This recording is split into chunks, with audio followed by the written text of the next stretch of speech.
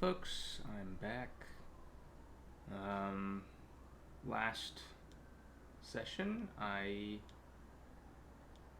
just took down the tree spirit over in Mount Gelmir, so we got the Cerulean Hidden Tear. That prepares us to use any summon we want in the game, which will be pretty important for us later in the run. For now, though, it means we don't have much to do other than continue what we started in terms of getting into Lanedell. I think we'll go expend these souls in our usual sync. And we could progress the Gelmir questline a little bit if we wanted to. But if we want to kill Red Card, that's a live setup. And it's not super urgent for this build in particular. Okay, yeah, we got the footage that we wanted, which is killing the tree spirit. I think we chose about as easy a method as you could have chosen, which is Rep Breath plus Summon. You can always upgrade your summon more. It's sort of a constant refrain.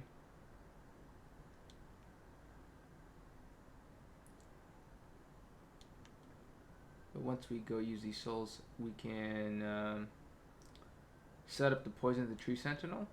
It is possible to Rock Breath him and then run away, but that's risky, and there's no particular use in doing so. We're just going to do the sneak method.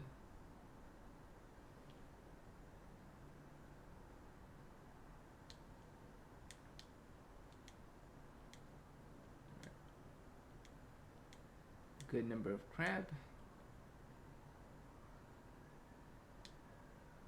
Oh, that's right. Since we are going into the capital, there is something we can take care of beforehand, which you probably ought to. That is to go kill Loretta, the Loretta Ghost.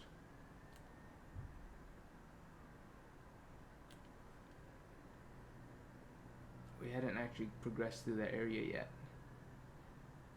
but we should do so because we need the potion, so we can give the potion to the Dung Eater, which we will be using for pretty much every boss in the remainder of the game, with the exception of Malenia and Radagon, where Tish is pretty much, as far as we know, required for the easy mode version of things.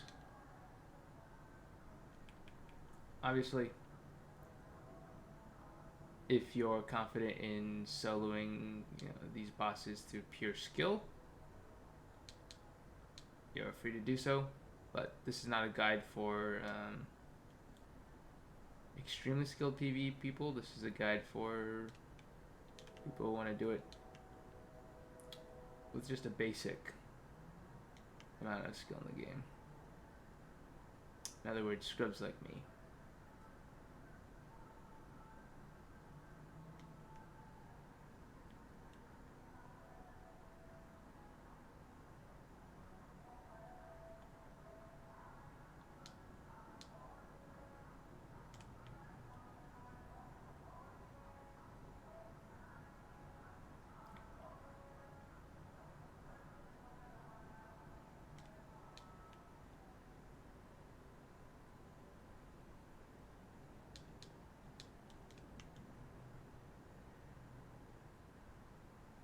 Let's just say here, apart from, we can just sprint through the entire area.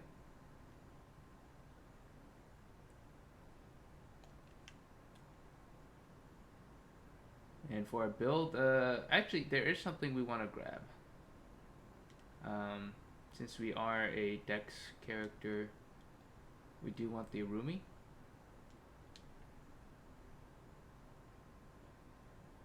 So let's rest up here to refresh our buffs.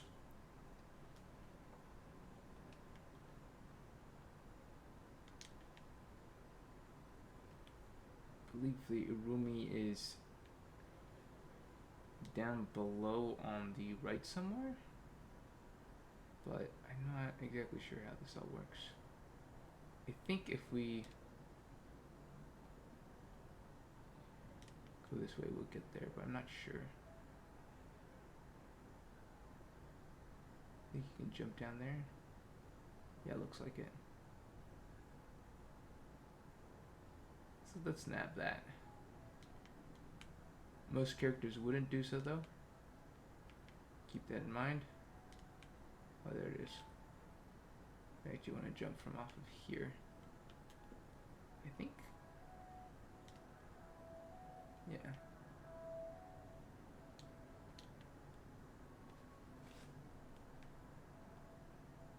Oh, sounds like something from outside is making noise. I apologize, and there's not much I can do about that. There you go. The Urumi acquired. Which means we are stuck here.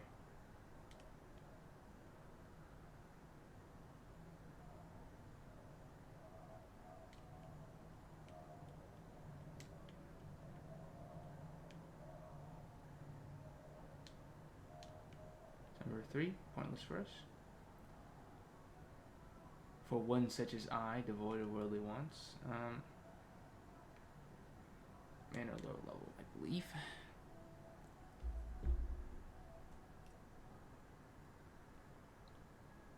The Loretta fight is a bit of an issue. The dog will provide very little help to us. I think just spamming Katana. We don't want cold. We just want the normal Uchi. If we got some normal damage grease of some sort. Doesn't look like it. But we should be fine just spamming R1s. Not much point poise breaking. We can worry about that the next grace though.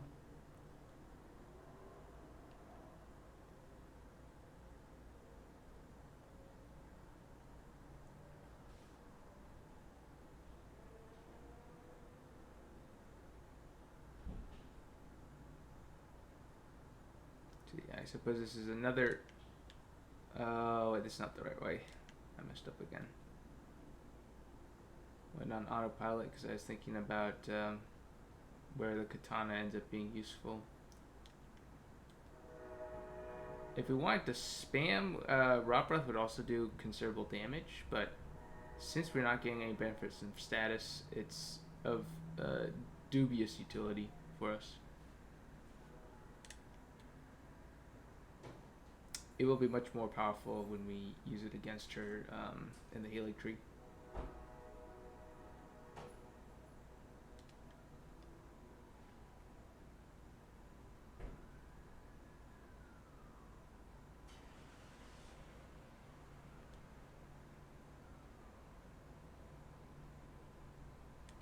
Okay. And from here, it's pretty much a straight run to the boss room, but it's okay to die in the boss room since there's a stake right outside.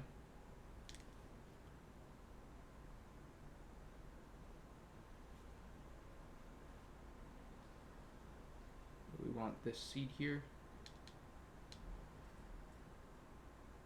And then just sprint up.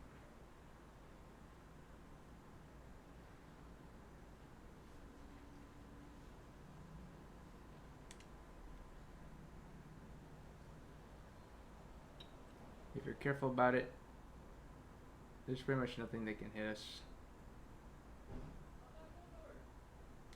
On the way here, the pages are much more concerning.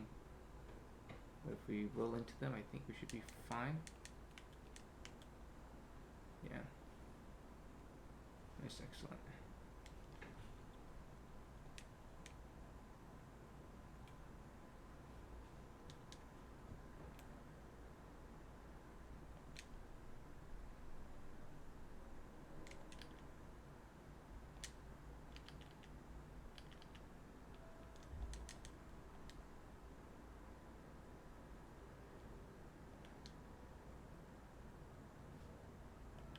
I'm gonna buff up real fast.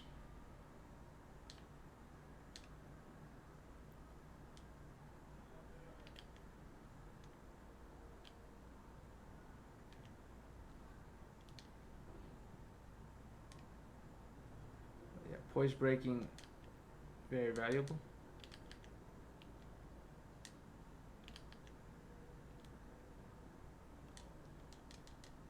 Oof.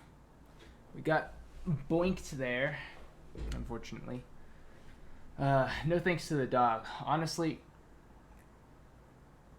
I sometimes wonder about that thing. Whether or not it would be better to just not use it at all in some of these fights. Because it constantly takes enemies out of poise break. But on the other hand, it's a nice distraction. So. It's definitely beatable without.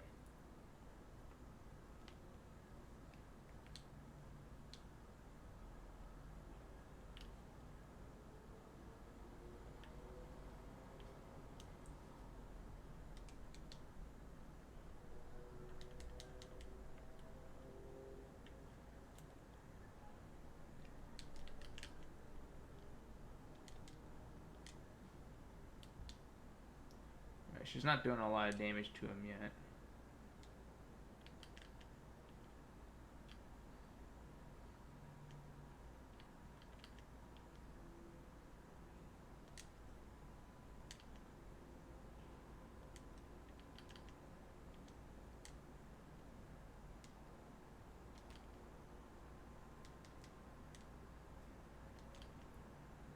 Jumping katana attacks do a decent amount of posture damage. Keep that in mind. Okay, she's doing... Ah! Oh, the dog! The dog did it again. Knocked her right out. I'm thinking maybe we shouldn't. No, maybe we should just not rely on poise break. Very frustrating. Very frustrating, honestly.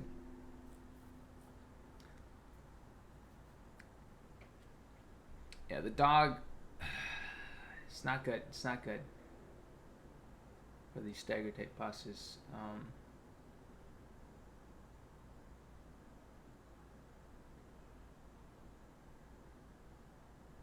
Let's try doing it with that just as a little chest run.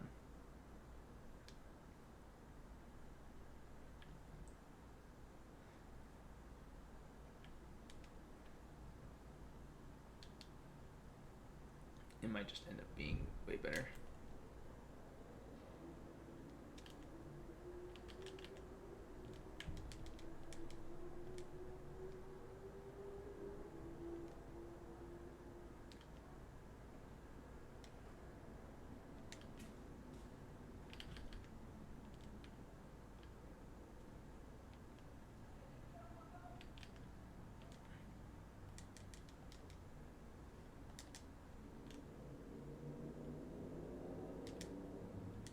Okay, rolled that.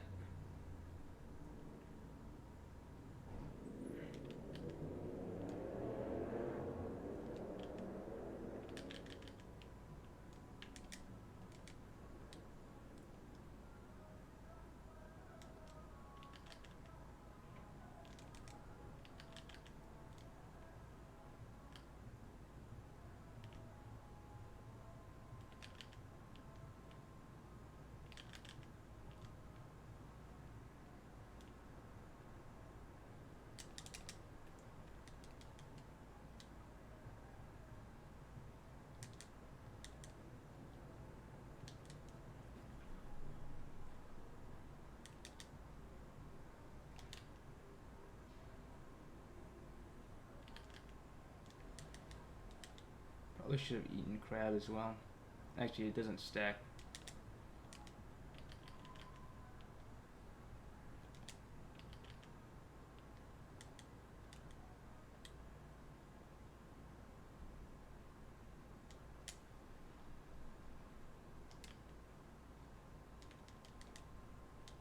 Okay.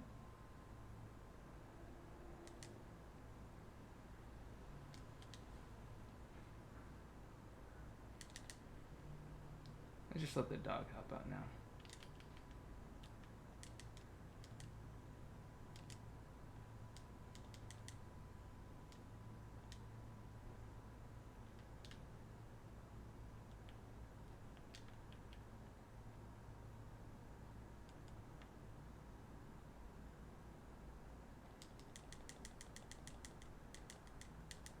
No! Oh, she read the input. That was a mistake. I knew that could have happened, but I kind of ignored it.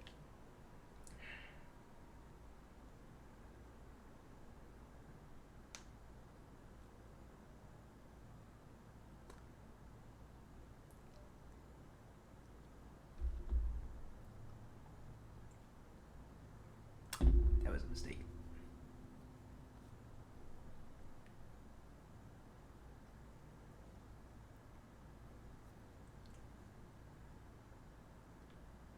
But yeah. Let's just not do the dog.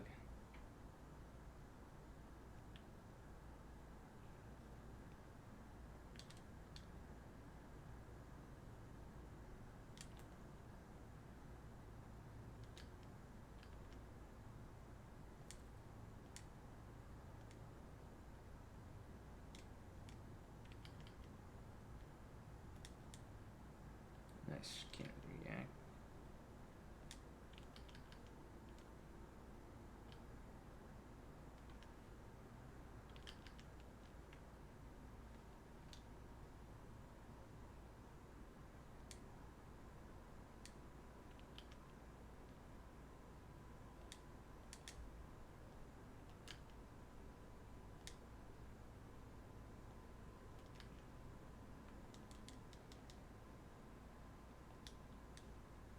Fortunately, poise broken on the first one.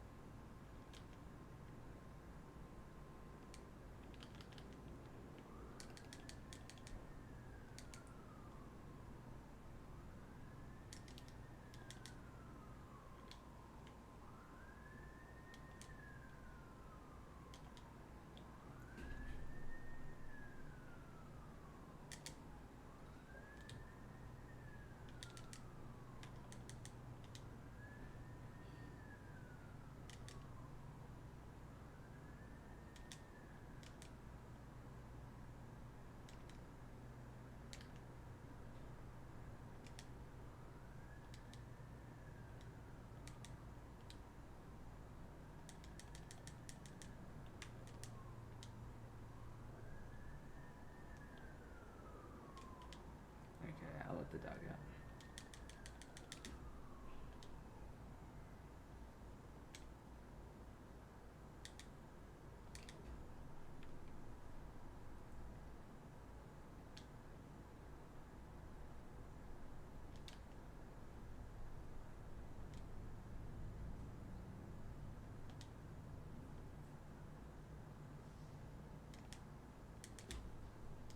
Really?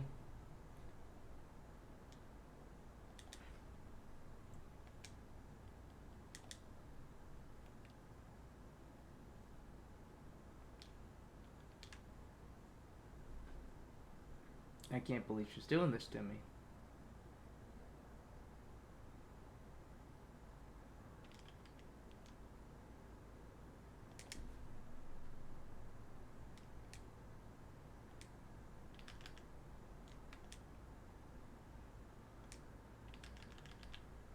There we go.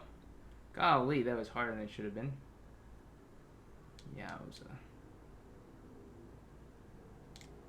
with that, Loretta's down.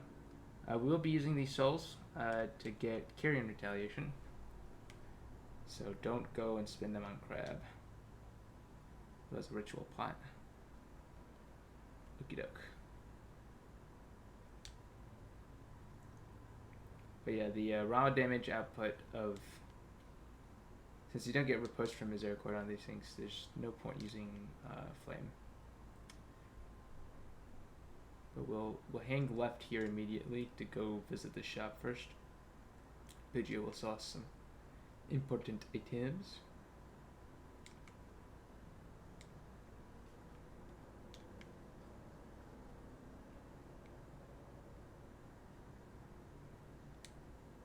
Have to be careful here. Leave to your right first. Then over to the left. Continue on.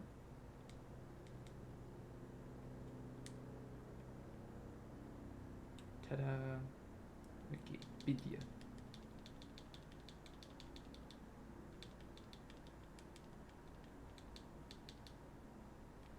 Okay, so we want that for sure. We want this for sure. What does this give us? Cooldown? Yeah, we want it. We won't really need that. We might as well buy the leather shield. It's I think it looks cool. This is a fashion source. That's about all you need from that. And then we'll port back up to the moon gazing grounds.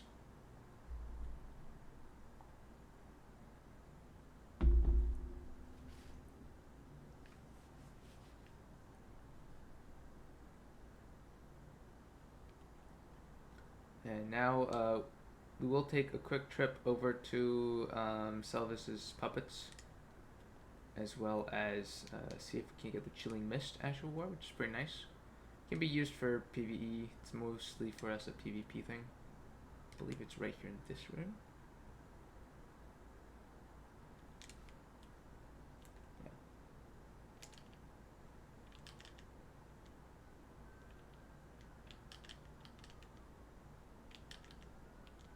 There we go.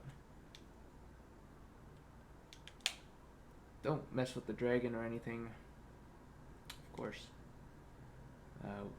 We could kill him later. I've done it.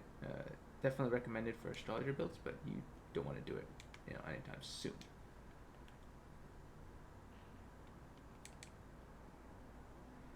Since, well, it's impossible. He'll teleport away before you don't have the DPS to do it.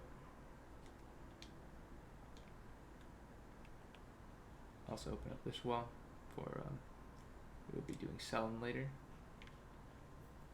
Or quest line, I mean.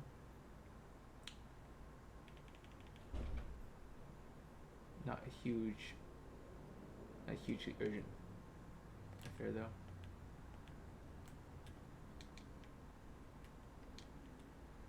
Alright, and off to the rise we go. And we just want to talk with everyone so that Selvis will be available in this tower to talk to.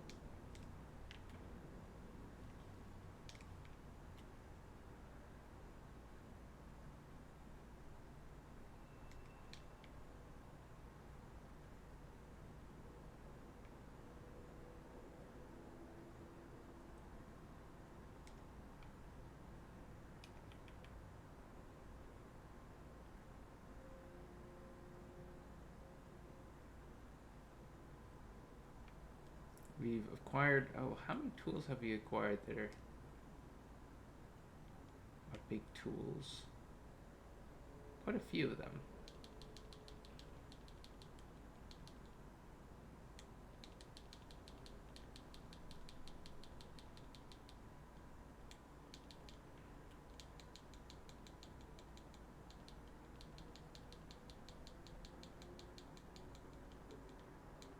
So we just have to talk to them.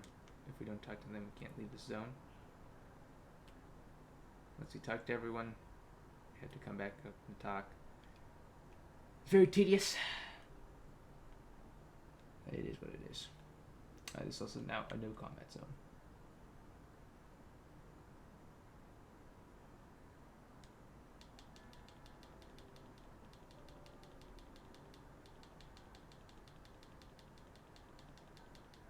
Together for Lady Ronnie, huh? Not that I care. Uh-huh.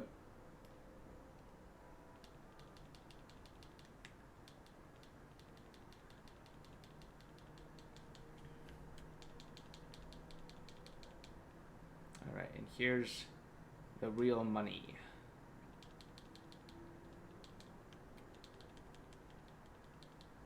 Provincial tarnished. Is there any other kind? It's really funny that he uses the word provincial. You know, it's like, is it because we're from Limgrave? Is Limgrave like a province, a distant province where the peasants come from?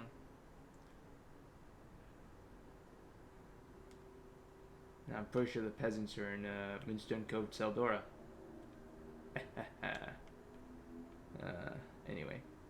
Yeah, also, I know the Albinauric head is kind of goofy looking ass, but kind of stays on for PvE. Sorry, babe. The frog head stays on for PvE. Right, oh. Good night, Ronnie. We're going to go visit your stooge. And he's going to give us an evil quest. And this is why I should have gone and picked up all the Starlight Shards I had seen.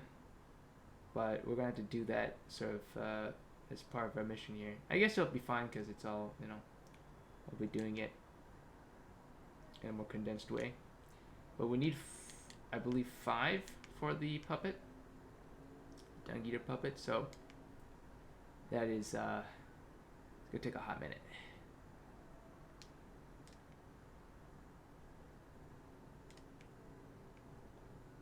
But we'll just have to hang on to the potion for now until we get to the Dung Eater himself, which will also be a hot minute.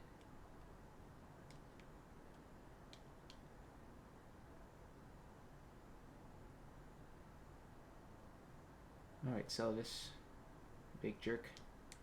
Which reminds me, there's also the wolf head, which, you know, pretty decent poise armor. I believe it used to be very efficient. Not the most efficient, but very efficient. Of course, it's great for doing various cosplays. We should grab that. Because even when you're invading at base level, fashion is of paramount importance, at least in PvP.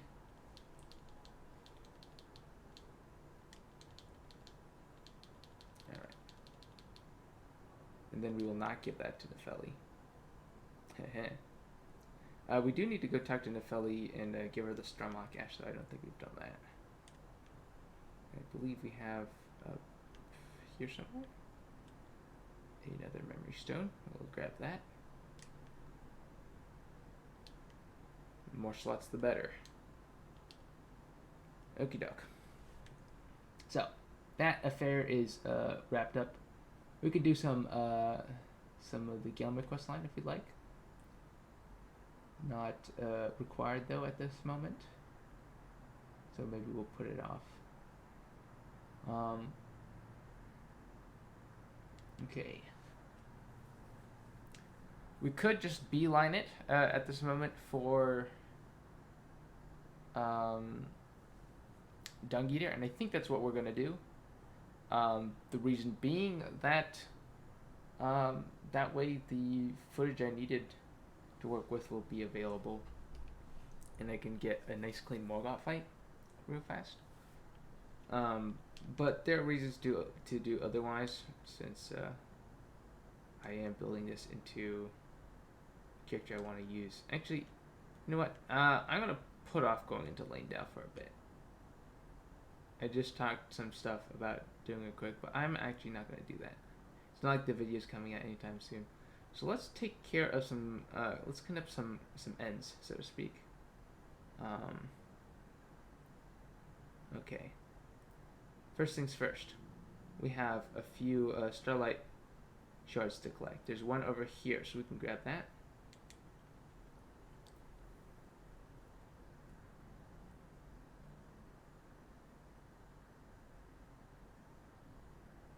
If I'm not mistaken.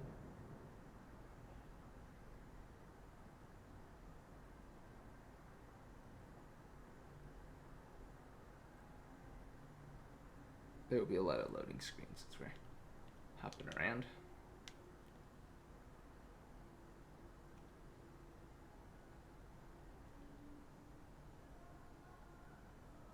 But it's good to have a list in your head of where all these Starlight Shards are, just so you can beeline it. Like I said, you need 5. Oh, that's where that fellow is. The Castle in the Sky reference. Totally forgot. Anyhow, it should be around here somewhere.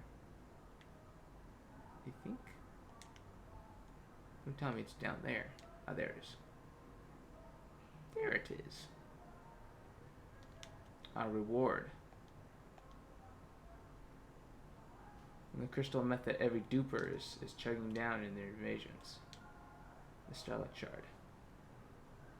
We'll be wanting that. I always forget about this little wood down there. That's 1 Starlight Shard. There's another one over here. And we're going to grab another memory stone while we're at it.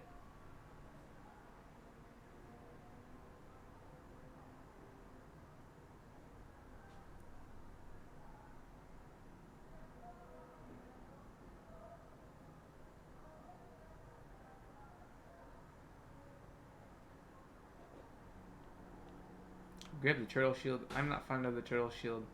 I like the grass crest shield more or less, but because it's pretty visually pleasing. But turtle shield is just too goofy for me. It's something that it's great for cosplays and such, but for a knight look, it just doesn't tickle my fancy. Anyway, there should be one up here somewhere, I believe. If I am not mistaken, there it is. Our 2nd Starlight Shard. And while we're at it, we can seek 3 wise beasts. Because, I guess to save the ecology of the lands between, we have to destroy it first. Or something. One. There's another one over in this pool that will reveal itself if you watch. I think the last one's back here somewhere. Maybe not. I forget.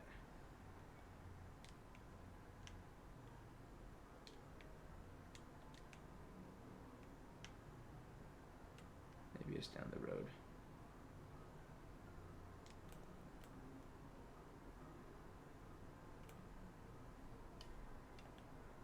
There it is.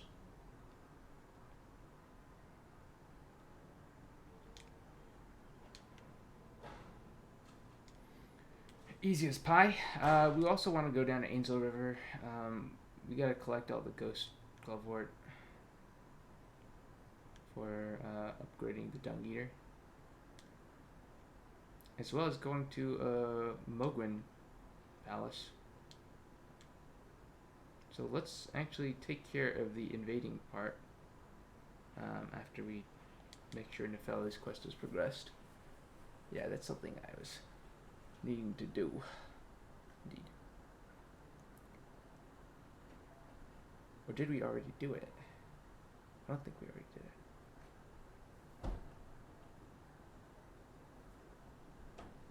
Yeah, we haven't. So I always replace the Lost Grace with it. Serves essentially the same function, with maybe the exception that on this console where the load times are significant, it does double the load time, which is not great. Wait, did I? No, I did go tell him.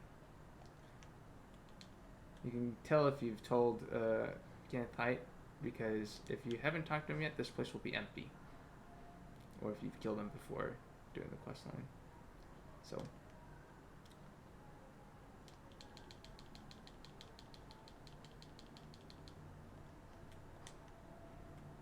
Okay.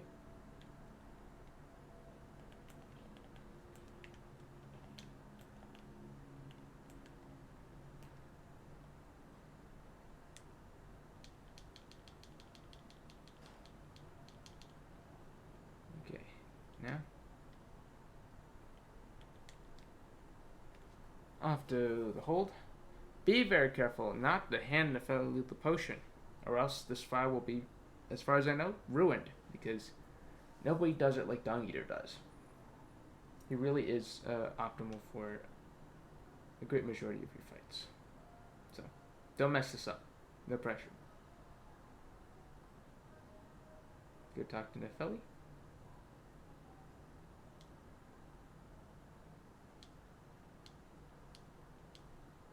Okay, so this means we're ready to go talk to Gideon about her.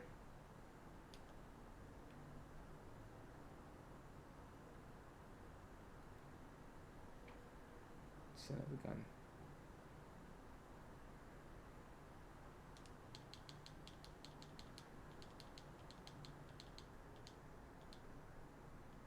About Nefeli's despair. Do not give him the potion.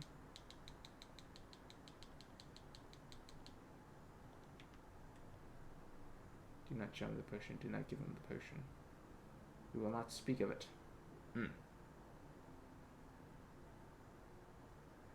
Instead, give her the Stormhawk's ashes, which I do have, right?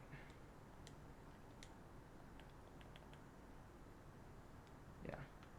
Stormhawk King.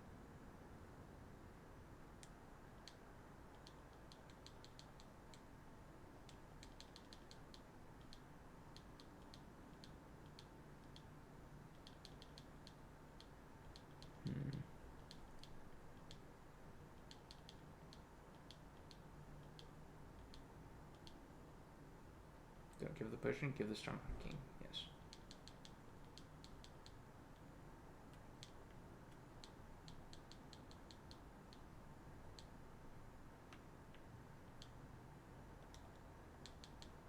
Okay, so that's set up. We're good to go on that front. Let's make sure, and I think we'll swap this Uchi. Let's make sure now to do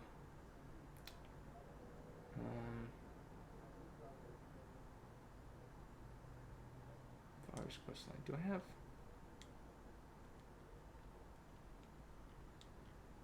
What do I have here? I do not have the Knight's Medal, so we will have to go talk to him. I think we haven't asked him for the fingers yet. We'll go to Fallen Ruins.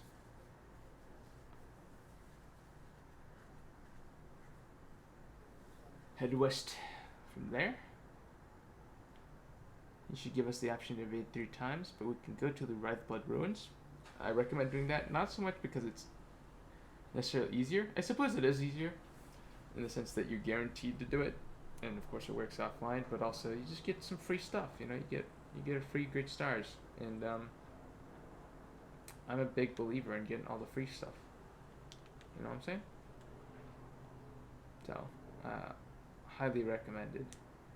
And of course, it doesn't preclude doing any invasions for fun. You don't have to. At least I don't think it does. You can always do it afterwards. You can use the fingers. Wonderful. Alright. Oh, I already did talk with them. I just didn't grab it. I didn't invade yet. Okay, well, the Wrathblood Ruins are over here. We could take the long way from there, or we could go from this direction and come down. I think since we're here, we might as well take this site, run the windmill.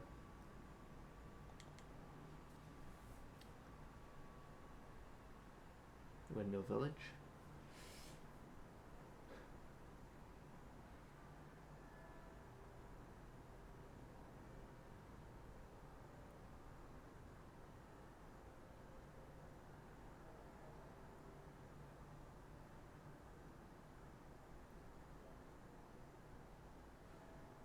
It'll take too long. Okay, let's go.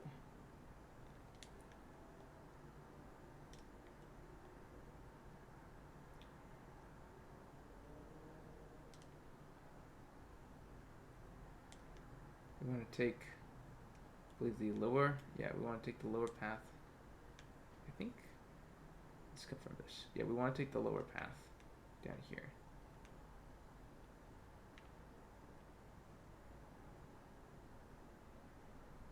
We can grab that spell which protects us from holy, but I think that's more for faith builds since it's a little intensive for us. Let's grab this grace. It's our closest grace, I believe.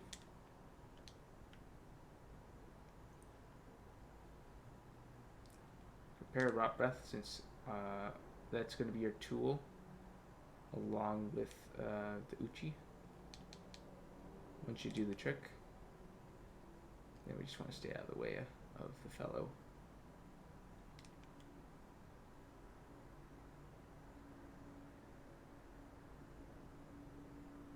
We might as well grab the Site of Grace on the other side of the bridge as well from here. Sort of added security. Gets us into the Gelmir stuff as well from this direction. Obviously either way works.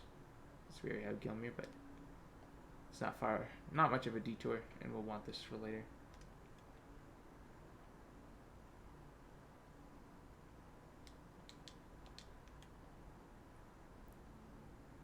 Of course, if we ever want to go grab the Scavenger's Curve Sword, for example, it's more of a PvP thing, in my opinion. Or if we really wanted to, can PFP it or put on some grease. I wouldn't personally infuse it. The AR difference is probably not worth it. You can just spin consumables instead. Blood grease is a pretty farmable one, after all. Available in Limgrave. Works very great with katanas as well. Okay, so from here,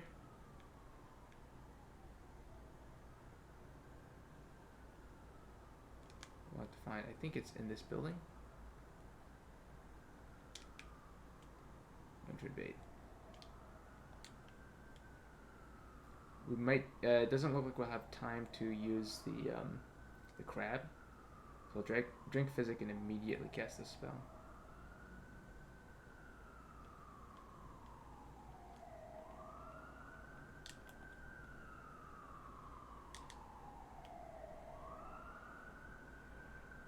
There we go.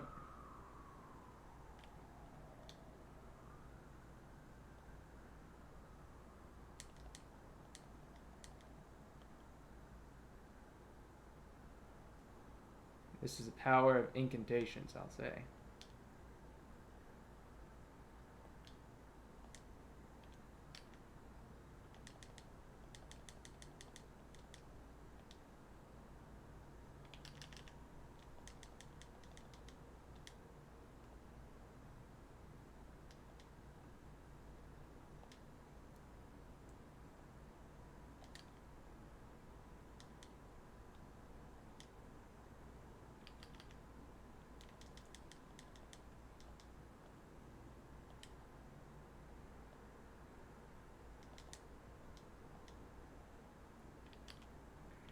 There we go.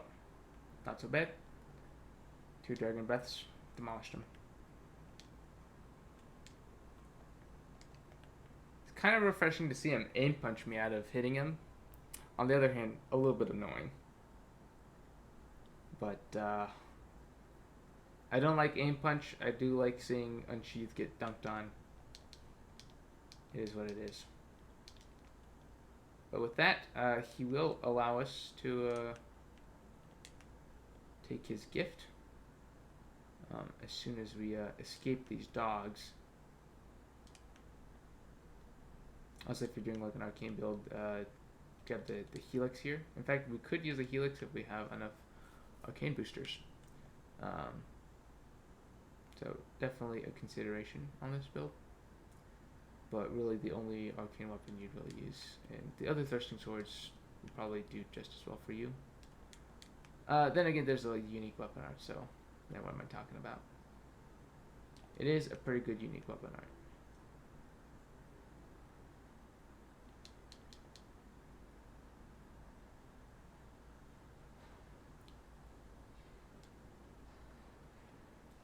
Okay, so we cannot pour it out. Just sit down. You can actually port from a Grace. You can enter the map menu while you're sitting down. Took me a while to figure that out the first time playing. Okay, so we can just go right over by the church. He's going to give us a cloth. And we can actually just... We don't have to go all the way to the whole Vike fight. We can ignore that. We can skip that. Not sure if you should. I feel like you should pick up the kill on Vike. But, in fact, you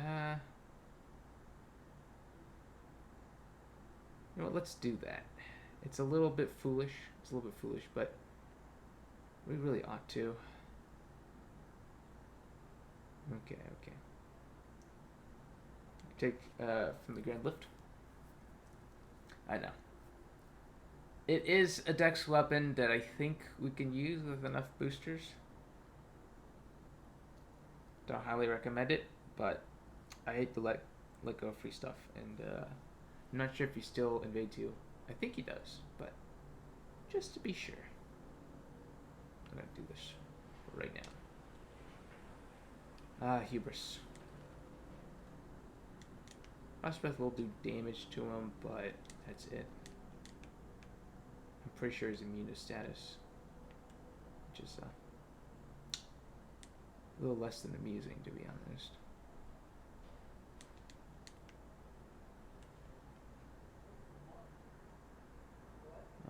A halberd with Flame Slash, or I think Flame Slash would be ideal against him.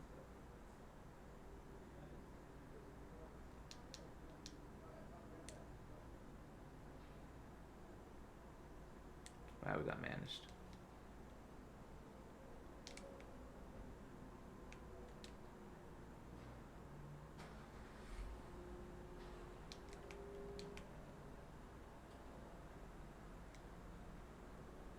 Right beneath that rock, I believe.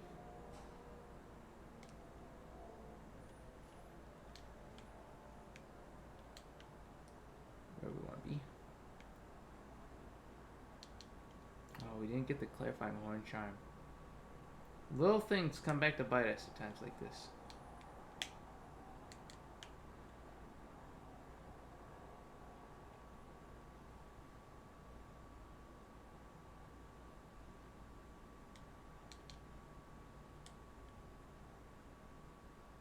If we're wise, we sit this out.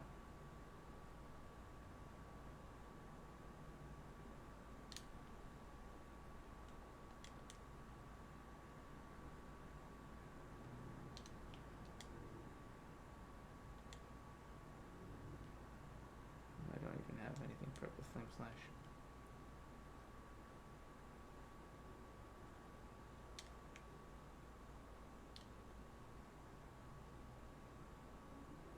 Okay, we actually skipped that.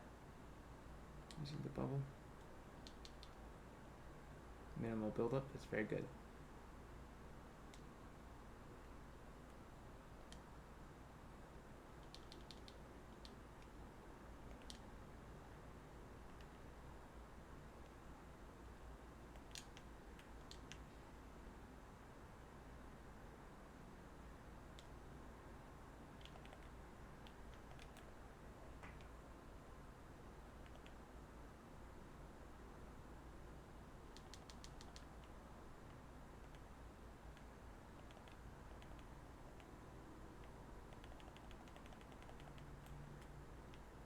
Like that, we got it in one.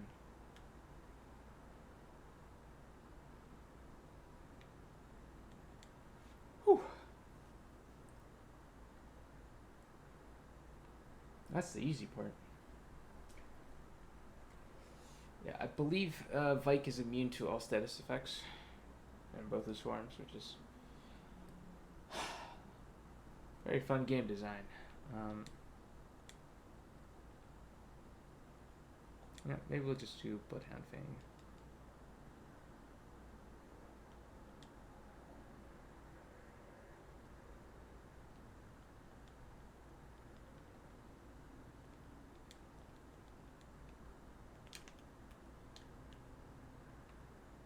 But we'll try out the Bloodhound Fang. I think it'll do pretty good damage. It's certainly known to do so.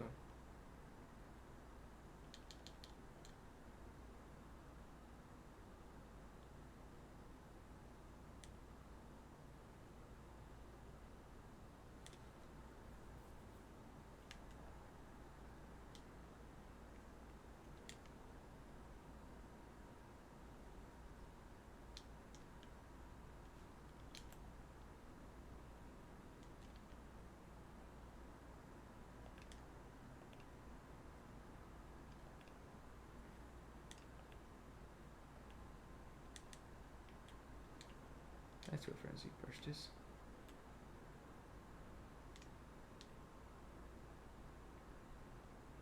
A little lost. I usually don't go this way. That's where we want to go.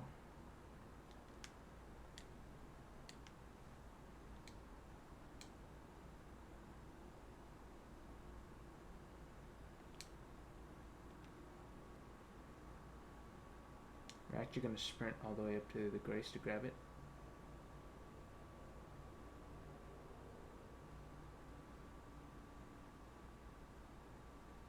It's insurance. You tend to die a lot on this one.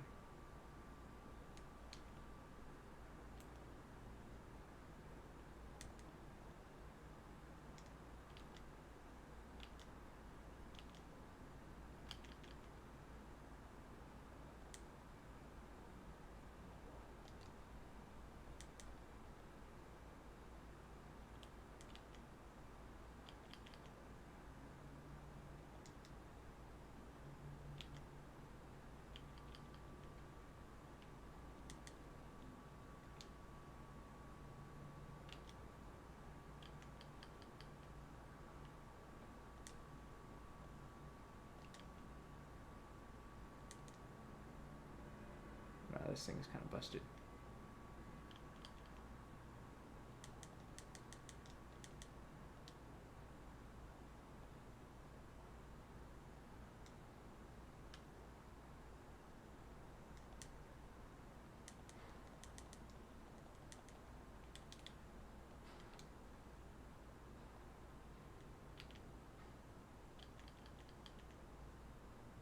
Ah, nice. Well, maybe I should have been using this dirty weapon all along,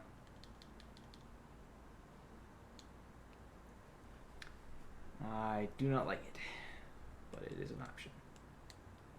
This does pretty much nothing for us. Okay, back to the frog setup. There's a reason, though, for that, I think. Okay, so now that we got that set up, we can go talk to Vare. Get stuff sorted out.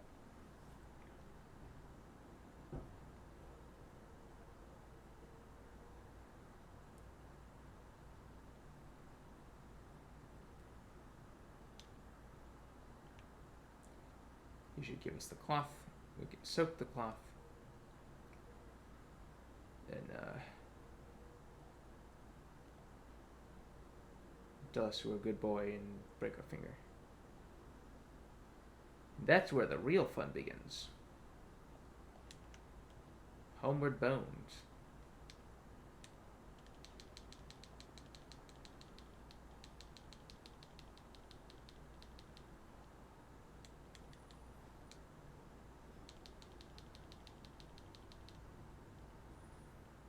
Okay, with that, we can go over to Church of Inhibition. In Nabarino, Let Blood. Like your typical October ghoulie.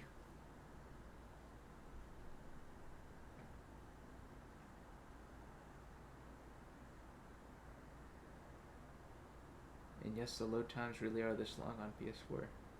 This is on the better end, apparently. And like that, we're in.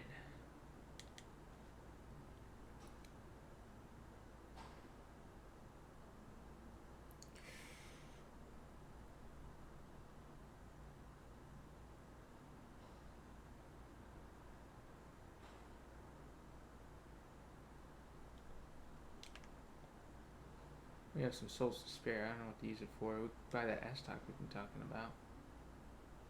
Stocks are pretty good. And they are in stock. I'll send myself out the door. I could also show the easy method to cheese the hero's tomb.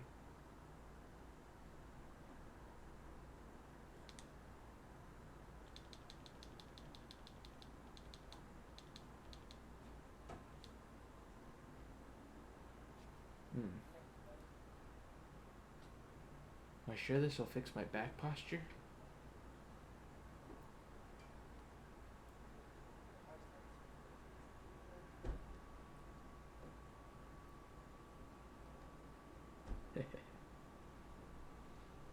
Yeah, everybody evolves into frogs in these kinds of playthroughs. Unless you're a challenge runner. But this is not a challenge run, you see. This is the opposite of a challenge run. We try to make it as easy as possible. Okay. So with that, we've earned the upgrade. The Pure Blood Knight's Medal. We'll be using it momentarily, but first, I'm going to visit the merchant. See what he's got for me. And of course, this also unlocks our ability to bird farm, right? Bird farming will let us obtain as many runes as we want for upgrading our spirit, for buying consumables, so on and so forth. Very handy. I never want 4 runes again. Of course, you could do it super early on a normal playthrough as well, although, why'd you bother, you know? Okay, so, oh, right, there's a spell proof. Oh, why not? Why not? A bunch of arrows. Okay, with that, yeah, let's take a trip to the audience grounds real fast. And, gee, we can actually, go for the mask, the white mask set. Which, we'll definitely never use because we are good and honorable people, but, you know, it's good to know how, right? I've done it before on my previous videos, and it may take a hot minute to accomplish, but you just have to get the right one once. You can even commit die to achieve it. But I do highly recommend prepping yourself for this. So, memorize spell, rejection.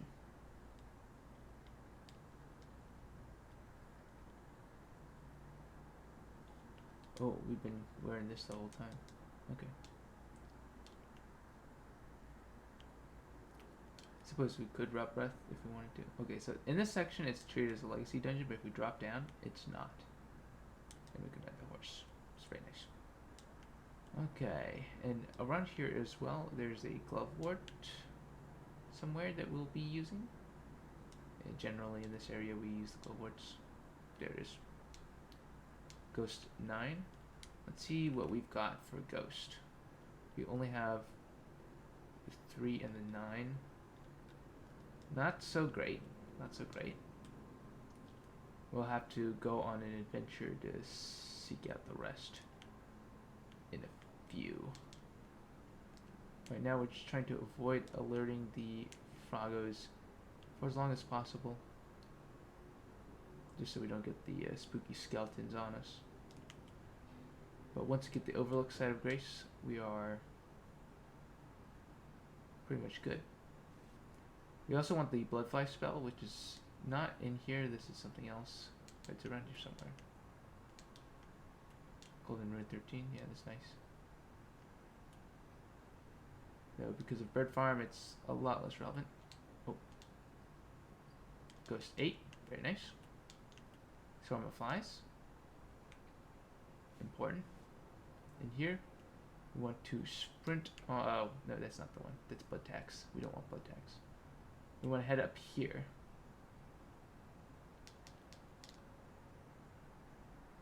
And definitely don't get killed by the spinny boys. If you do, you will have wasted a solid 30 seconds.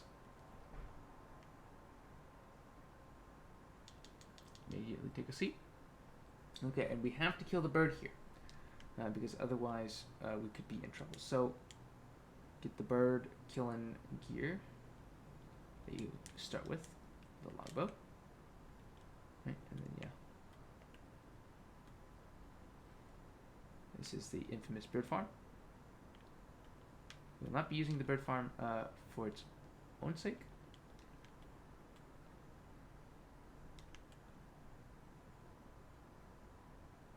But for the sake of having a clear shot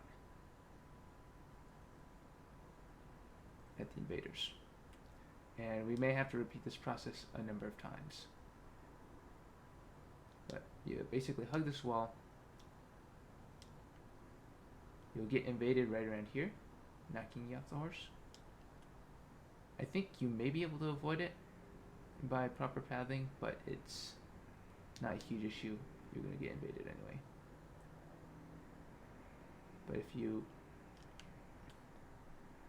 careful, you can get up here.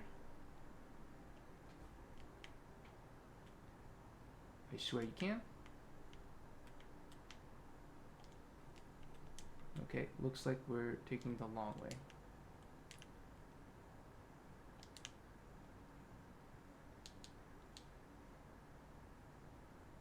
But you just let them follow you over here. I believe this corner over here is pretty much ideal.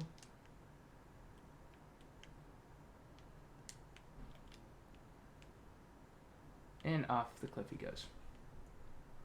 See? No problem. Yeah, I think the 51 poise breakpoint there really helped tank the first one.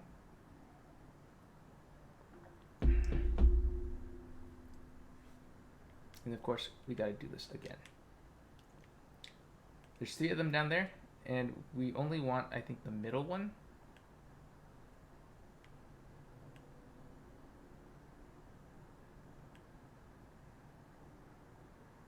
This is why we bought the arrows, by the way.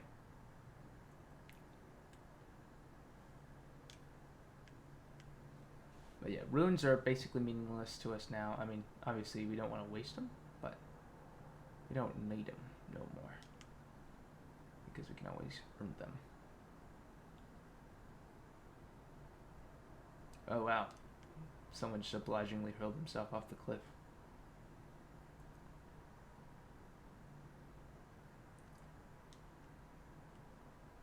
Alright, let's go to where... You have to be careful of the dogs around here.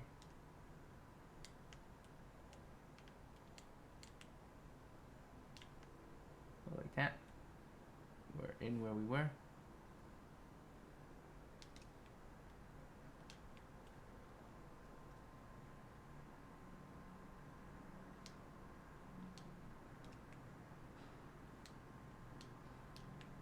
And if we inch this way, I believe right here maybe?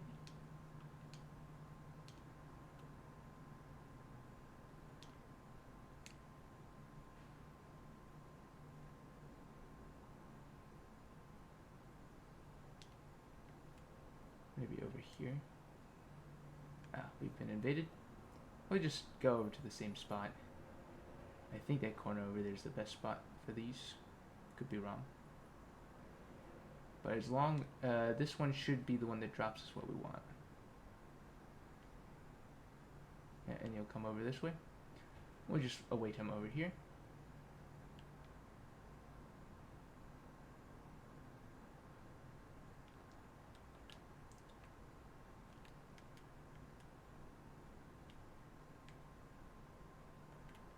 Nice. Wow, that was way more painless than I thought it was going to be. While we're here, let's go get the... You don't have to kill the third one. Those 2 are the only necessary ones. The middle one specifically for dropping the wanted item, and the other one for the sake of clearing the way. But I believe there's another one over here that we want to tangle with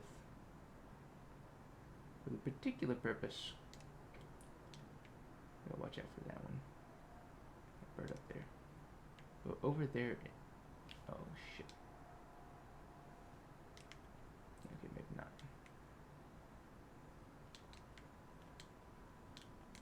We do want this for Uber late game. Anyway, yeah, that's the nice thing about the medallion. I should zoop out of there. Press of a button and you keep your runes and your load time. Doesn't actually change too. Well, I mean, you have to load twice basically if you're going anywhere, but easy as pie. Okay, and that location is a good one. So, with that out of the way, let's go spend our runes on something. Buy something, anything. Oh, we could use them on serpent arrows, actually. Not a bad idea.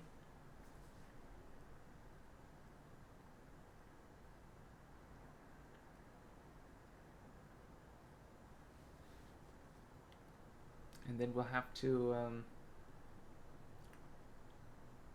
well,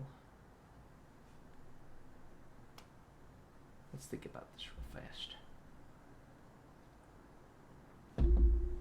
Oh, actually, I know what we need to do. We need to talk to Turtlepoke and buy some spells that will be useful to us. Our PvE tools. Totally forgot about it. I'm sorry.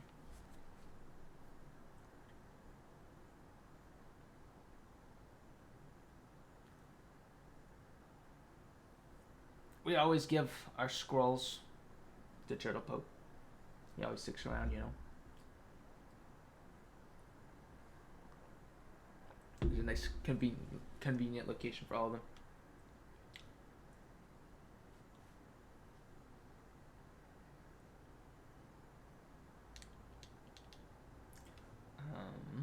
Get the prayer book.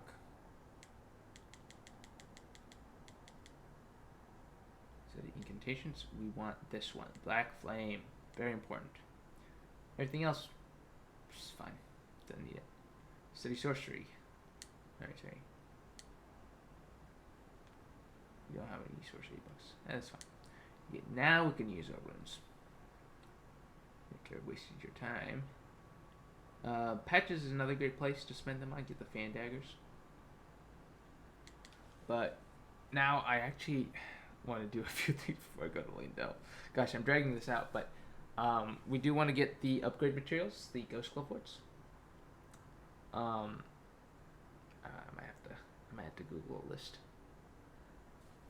I know there's a 3 and a 4 down in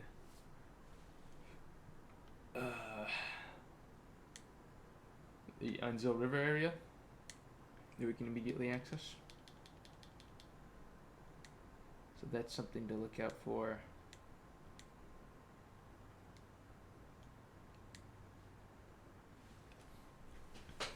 And of course, we want the Great Jar Arsenal on all low level builds. In my opinion, it's pretty much required. So we're going to take that down. Oh, I should have taken the other grace. Whatever. It's not going to be worth the load times, but it's a little frustrating. Well, it might be. I don't know. I haven't done the math. Probably not worth the load time, though. Once we go down there, if we really want to, we can take care of the beast that's down there. I don't think it's by any means required to do so.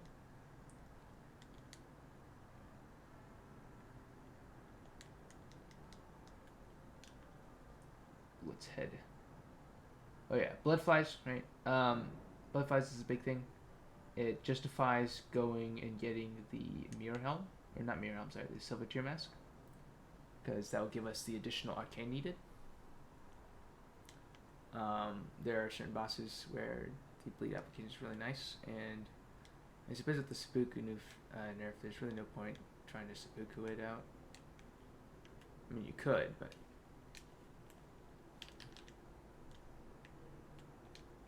I don't recommend it. It's actually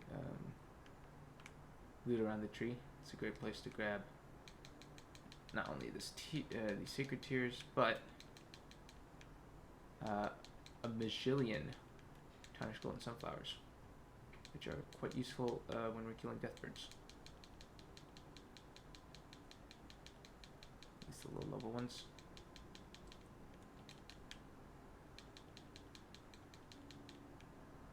We should keep that in mind. Ta-da!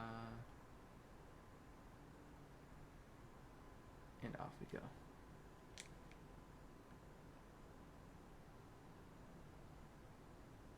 Show for river well. Do we have enough keys? Stone sword keys. Yes, we have more than enough. This is why we've been collecting. You'll collect perfume bottles later. Ritual pots, crack pots. We have 4 more ritual pots, 8 more crack pots.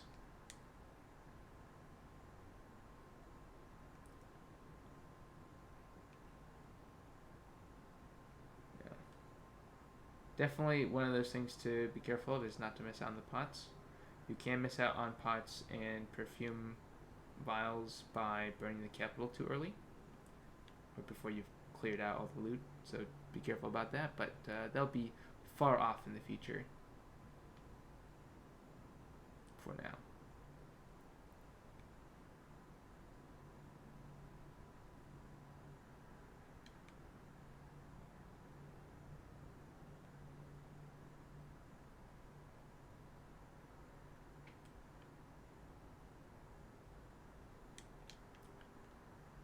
Grab the La Grace.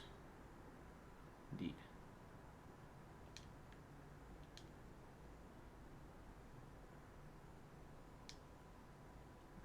I think there might be Ghost Glovewort down here. Of the one variety, I'm not sure. Let's go check. If you're an int build, it's a great place to farm the harpoons. Very nice weapon. Can be enchanted, infused, all that good stuff. Ghost 1, yes. That's exactly what we were looking for.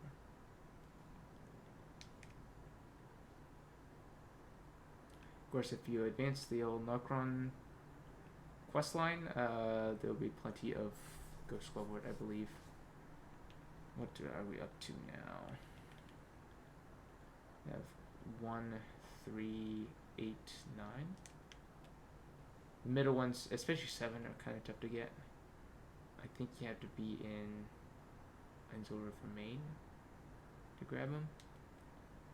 It's kind of a pain.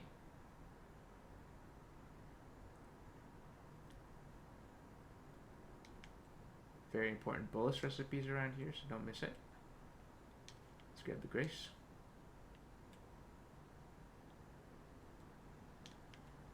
From here, we can go up. And right over here, a very important item.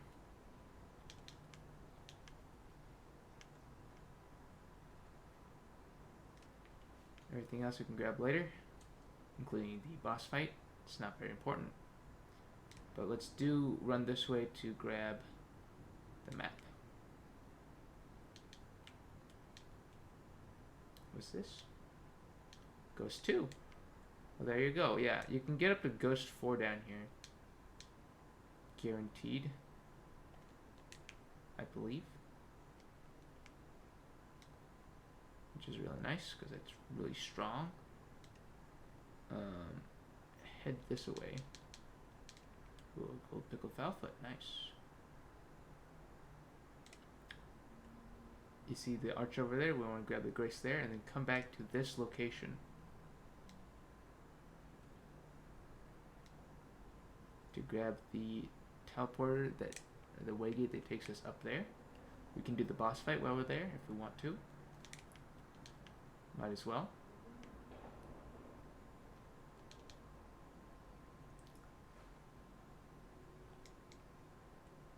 It's not the big thing though, it's the Glovewort that's up there. And we can grab the Scar Seal as well if we want. It can help us reach requirements.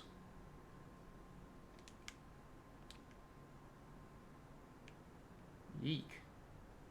Brutal and vicious there.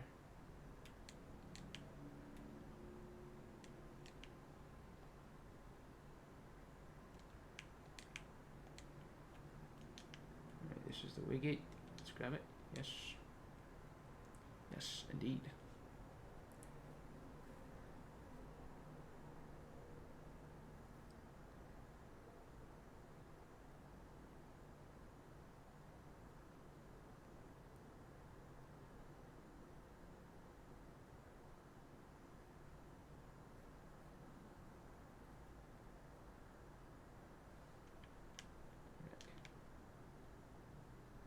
There might be even 5 up here. I'm not sure. I don't think so.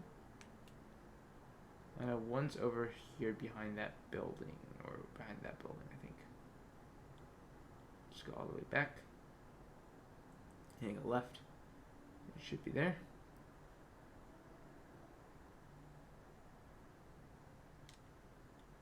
There it is. What is it? It's a 5. Okay. So I think there's a 4 and a 5 up here, and the fact that we have the 3 already is going to benefit us. The 4 is going to be on a... Don't activate the boss fight yet. Down here in this little basin.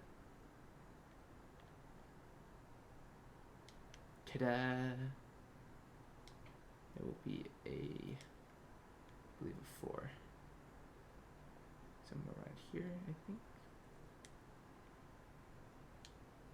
Right, there we go. So now we have all the way up to 5 consecutive. We just need, I think, 6 and 7 to get up to 9, and 10 is in Mohgwyn as well. So we have most everything. I think Windham has a 7. Certainly has a 6, I'm pretty sure. So, we're getting there, boys. We're getting there. We don't even have Dog Eater unlocked yet. But, this is all prep work, right? Prep work makes the dream work, or something like that.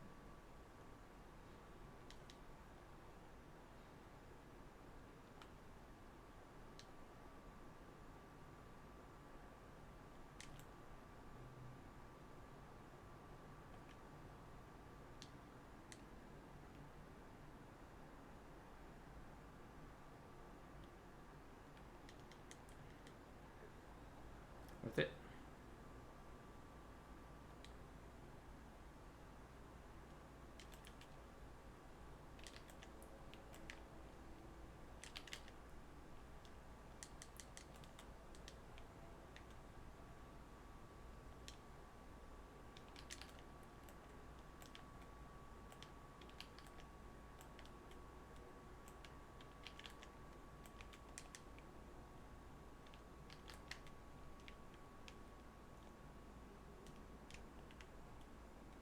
Very nice.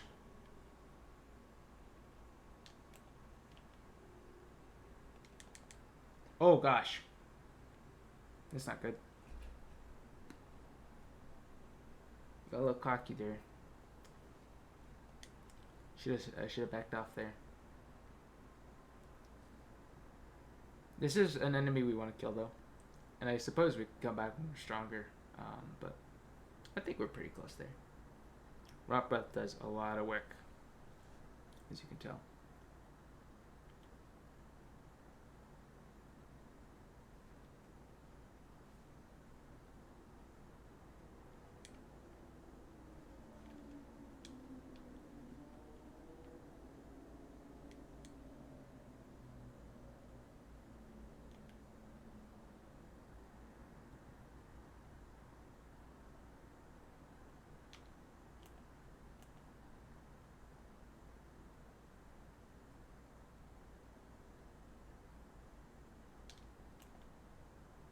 Let's see if a full breath can do the trick.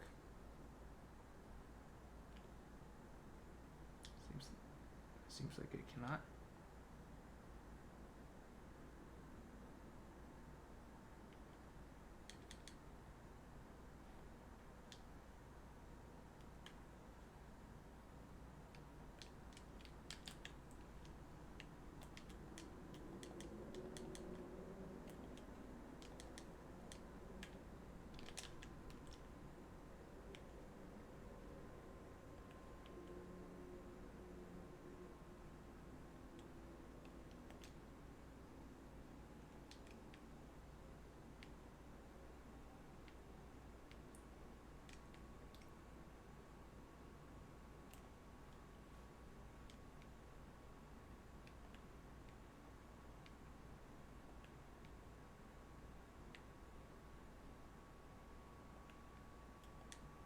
Ah, no.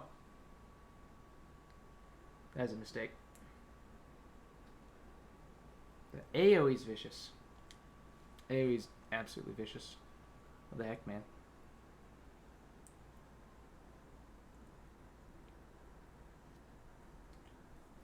Ooh-wee. Maybe I should just come back later. Yeah, I really wish I had the shield talisman. The ritual shield talisman. Do so much work.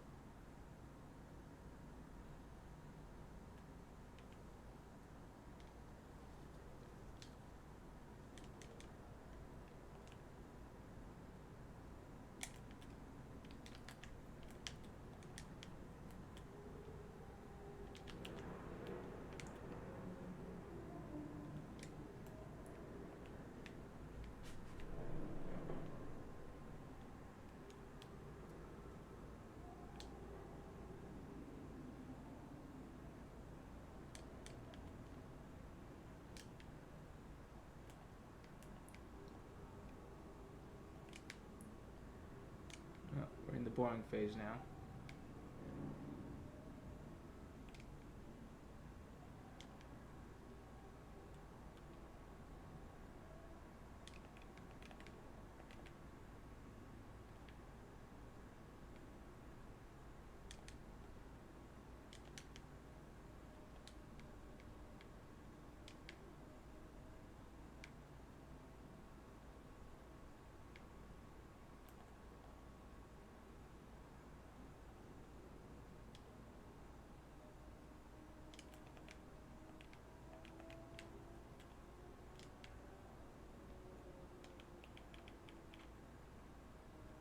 There we go.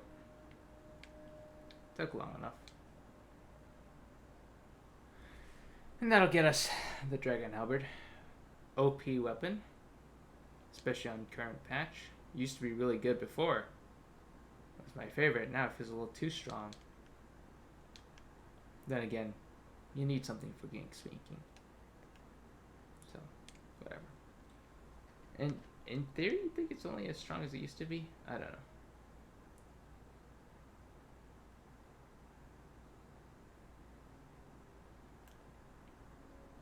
Since we're out here, we might as well spend this on something.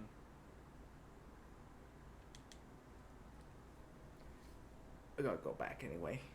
If we're gonna port twice anyway, we might as well.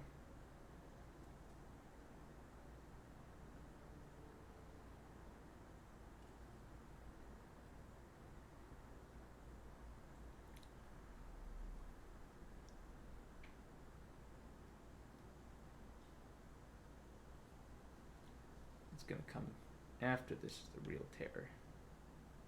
Real pain and suffering. Okay.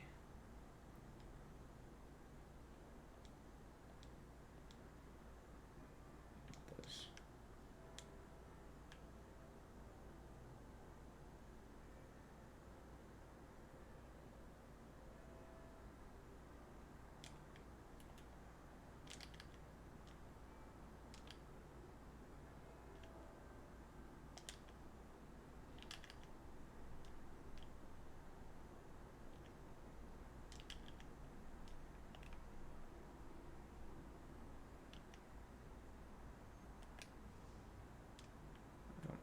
Sky shot. Basically useless. For us at least. Let's go get to the other elevator. Get our seed. Get a weapon art. And get to the Great Jar fight. Which requires some quitting out to reset aggro. You do not want to do it while the golems are on you. And since we are more than severely underleveled, we're gonna get our asses beat by any NPC that walks through the door, or rather player model that walks through the door. So it will take a lot of screaming. I've not yet discovered a solution to that. I think there's a ghost 3 down here actually. If you take the wind path up on the bridge, but since we already have one, it's a moot point for now. Okay, but what I'm talking about is like way over here, where you find Blythe.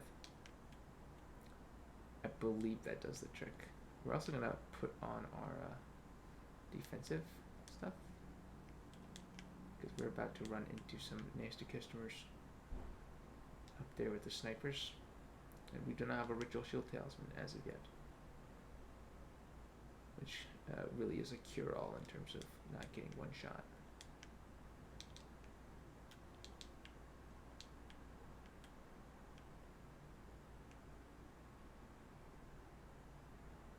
I think there's a stone sword key up there actually. I'm not gonna go get it. Why risk dying for no reason when we could just go to the next site? We have plenty of keys at the moment, so it'll be fine. Basically here, we're gonna get shot at. And uncharacteristically, they actually missed me.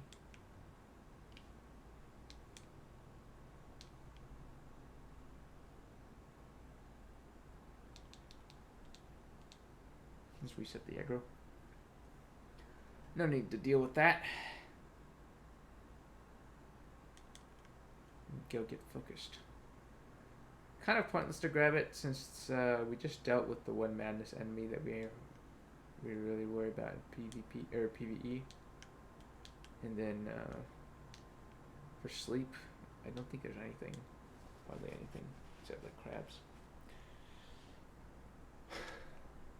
I don't know. Not a huge issue. We can always get the +1 versions over the Sacred Snowfield. It's definitely more recommended.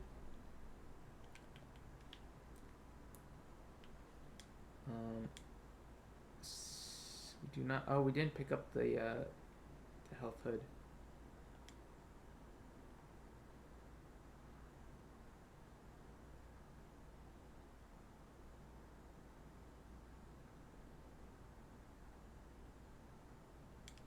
Put this on, however, as a protective measure for what we're about to endure next. It won't be pretty.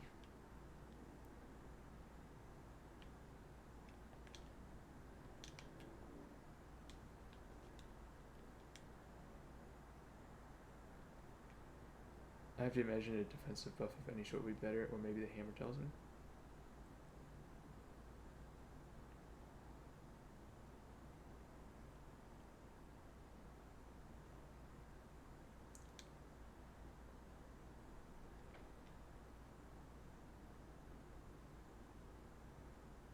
Actually, no, the flat improvement to faith is better, looks like. Defensively speaking. At least I expect so.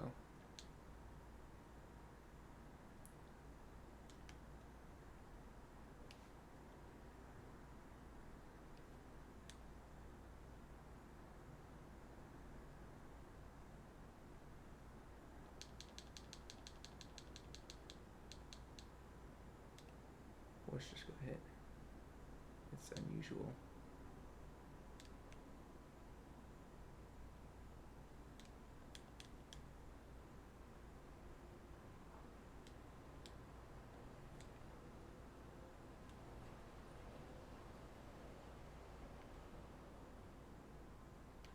Let it fire and then run.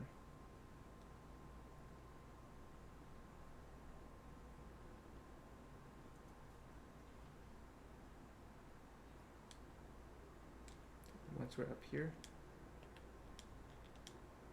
quick game, join back in. We're going to be up against the meanest, the greenest, and most likely the bleediest enemies we can find. It's not going to be pretty. Um, unless, of course, I tell you that I'm going to die like 10 times and then I don't. Like with the white masks.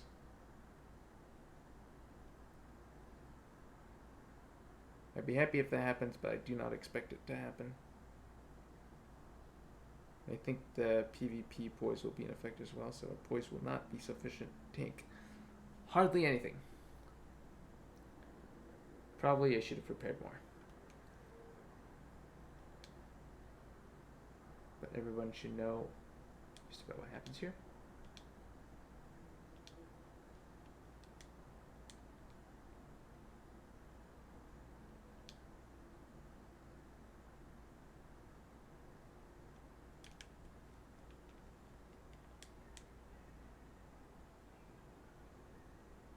Just prep over here for rejection.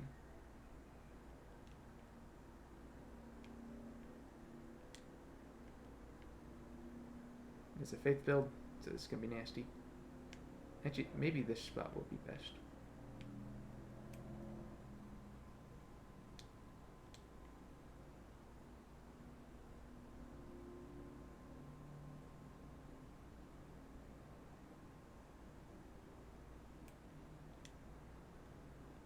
Did not summon? Oh, I guess I didn't summon.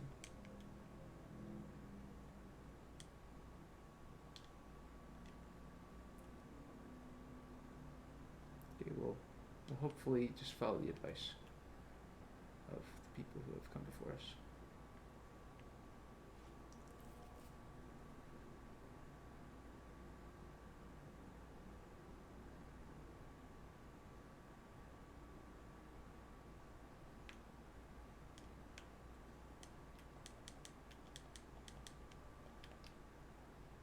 Damn! Wow, it had to be the one thing, right? Why did it have to be Elden freaking Stars? Who has that? Hello, Ashen Bull. I am a little frustrated right now. The game manages to find ways. Trying to take out the Great Jar Duelists. And guess what? Guess what? The first thing it pulls out on me is a Faith Caster with Elden Stars of all things. Invalidating the strat of hiding behind the ledge. Who has Elden Stars at this point? What the heck, dude? This is the part of the game that really makes me hate the people who play this game. And I get that they're supposed to be like on average level 80 or whatever, but like, who the hell does this? It really is disgusting to me.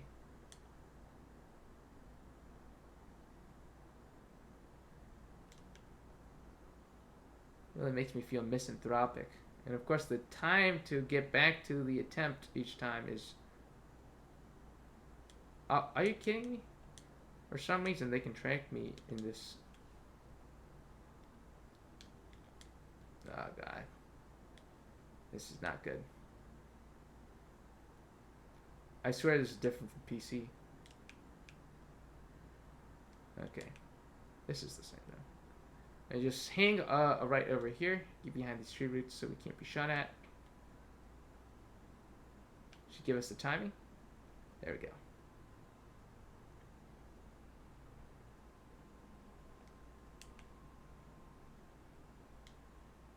go. 50-60 strength dex finally. Quality build. Aha! A man of quality.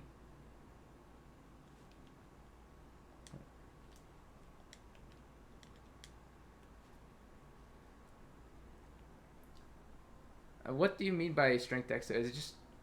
Because at 50-60 I imagine you're just meeting requirements, right? It's like 20-20? Something like that.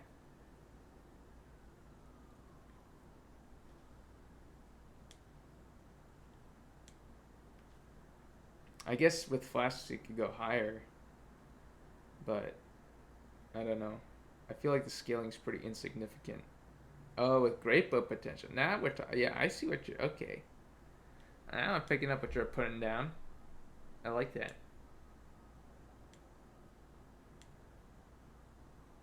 Golden Great Arrows were a mistake, though.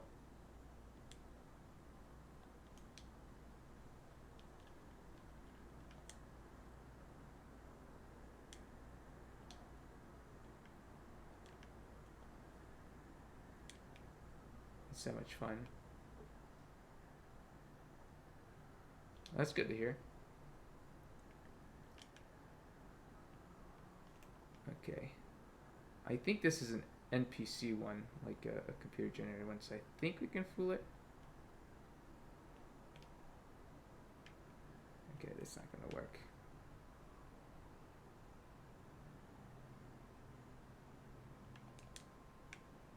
Ah! I rolled! Oh no! I got cheeky. Game, why?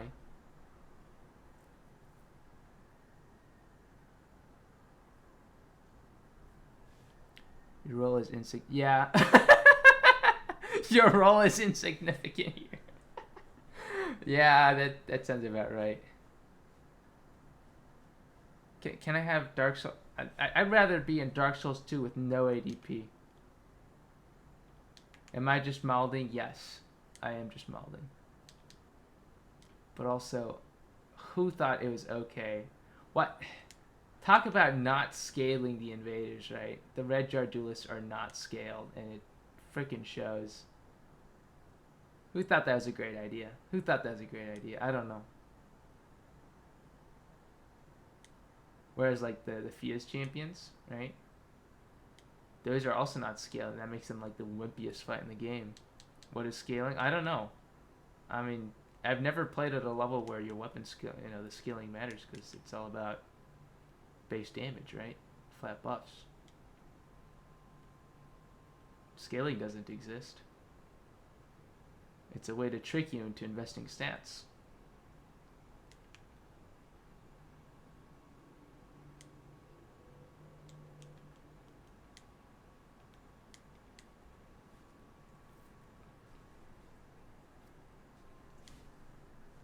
Someone was asking, like, I want to do a Poison Y build. It's like, why can't you just Giant Dad if you're at mid-level? Just go 60 Vigor. What could go wrong? I'm kind of tempted to do that now. I did do a Faith Zwei build, but I just didn't have fun with it. Maybe with the nerf to Crouch Poke and the buff to everything else in the moveset, I'm better off now, but I don't know, it felt kind of whippy.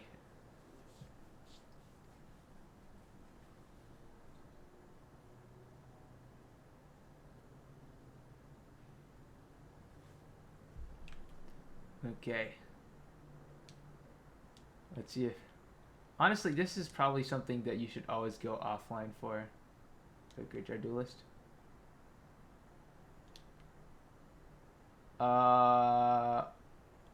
Okay, just a sec. We're gonna real quickly hot swap some stuff here. We want this to be that. There we go.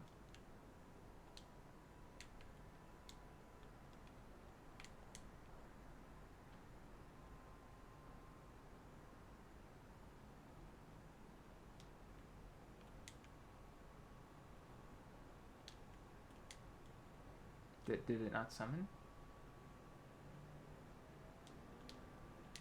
It didn't summon.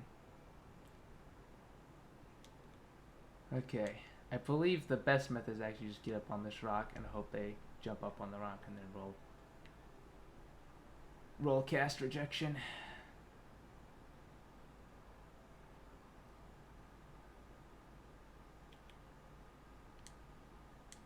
Did they heavy attack? Or is it just...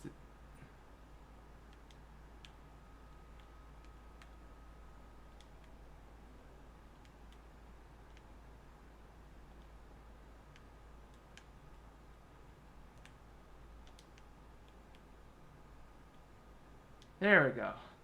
Son of a gun. That's the first one.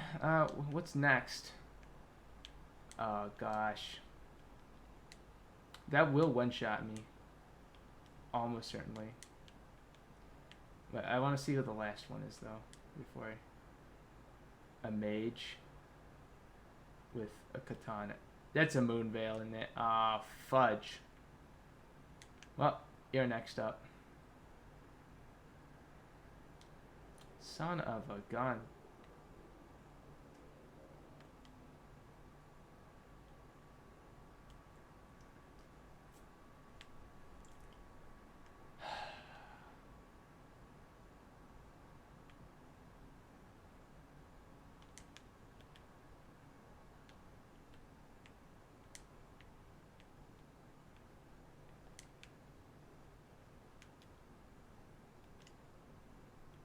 Oh. Buff stacking.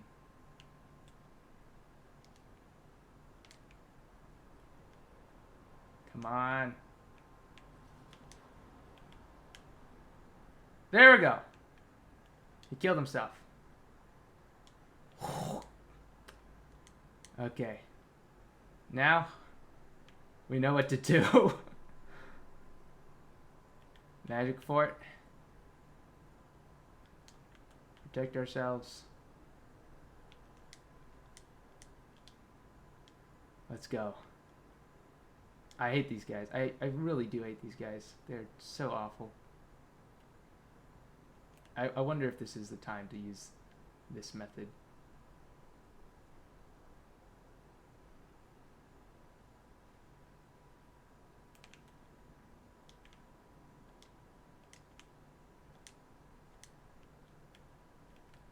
Oh!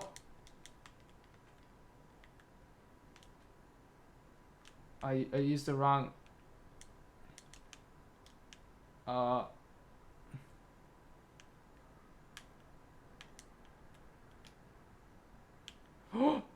The Moon Veil! The Shmoon Veil! The Shmoon Veil!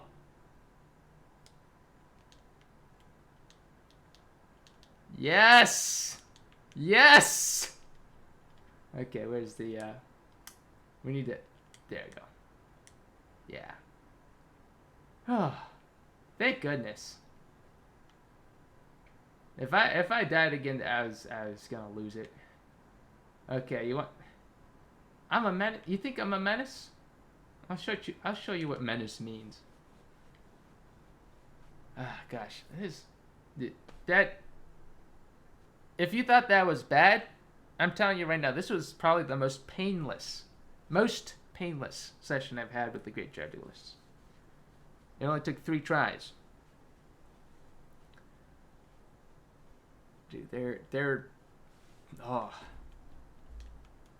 They bring out all the misanthropy in me. I'll tell you what. Oh, this is not the time to be in menu. Okay, we are going to need. We'll figure it out when we get there. We're gonna go get the new meta armor set now. We can do this basically at the start of the game. 5,000 runes in investment is all you need. And yeah.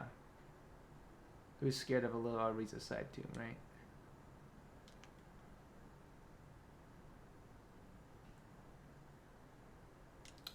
Ooh, that does remind me. Those things will kill me.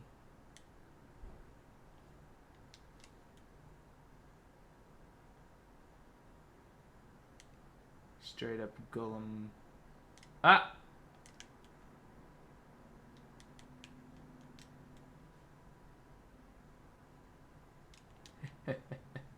Oh, no. Don't shoot me. Don't shoot me. Golem, no goleming. Wait a second. Am I going the wrong way? I'm going the wrong way. I should be going this way. Yeah. There we go.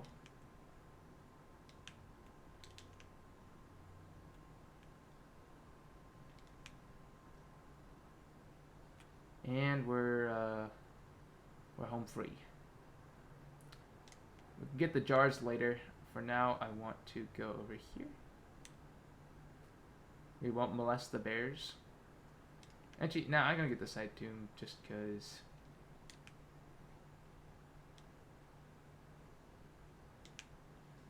That one, it's closer from the grace to the door.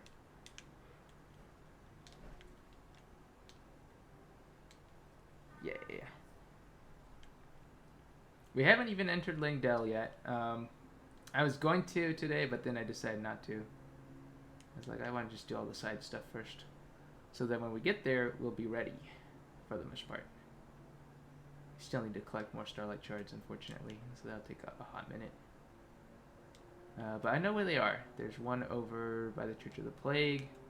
There's one by the Church of Dragon Communion, and we can get another one over by the Shaded Castle. Just off the top of my head.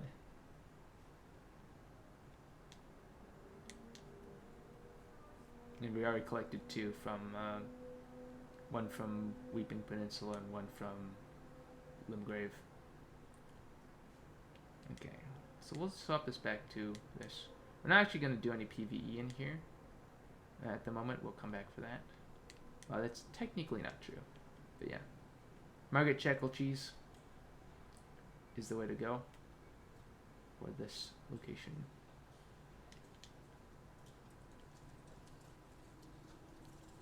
We won't begin the Golden Epitaph on this build since we're not Faith. It does pretty much nothing for us.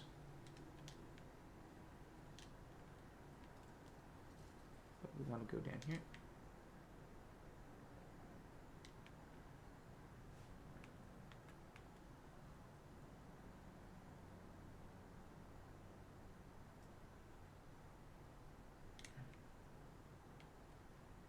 We'll just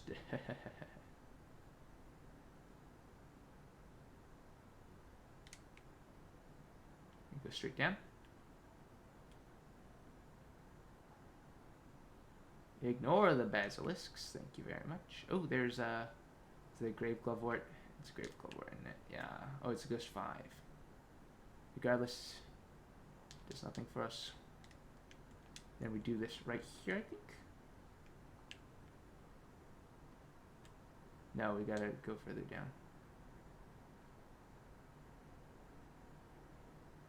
Oh, there it is. Yeah. It did work. And just like that, it's cleaned out. Oh, and a Ghost 6 is there. Very nice. Exactly what we're looking for.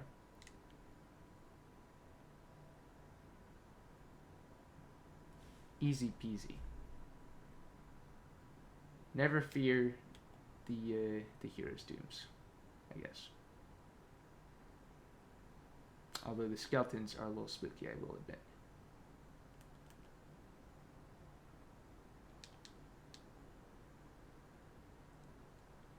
And we can wear the Tree Sentinel set now, I think.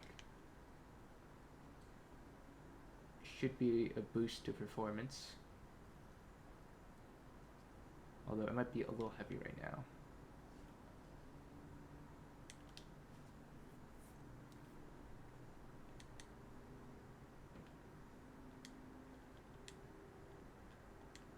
Oh yeah, that's... Oh, wait. Here we go.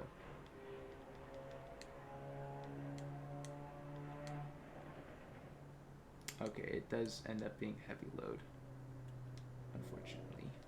Although if we get rid of the Uchi... Yeah, there we go. We got some drip going. And the negations are alright. We can even boost it more. Like that. Ta-da! We'll come back to Kilodrovis later, maybe. Maybe not. There's really no point.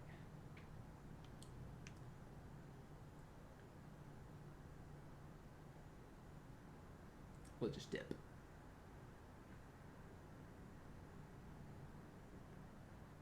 But if we wear the Bull Goat Talisman on top of this, we get 88 poise at base level. So that's a fair and balanced gameplay that we've come to know and expect.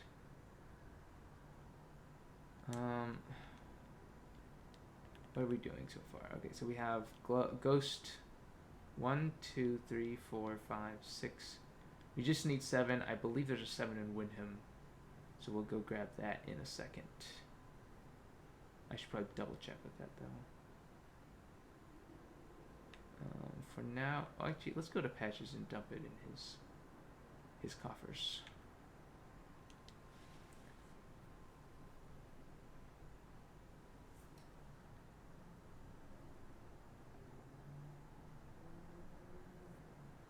We're doing all of this so that as soon as we get Dung Eater, we can upgrade the Dung Eater puppet to like +10, and then make Morgott look like a unloved orphan child in Victorian England, which is basically what he is, you know. But we'll be reminding everyone. Okay. Purchase. Let's get the S stock. Let's get that Densword key. Rest into Fandaggers.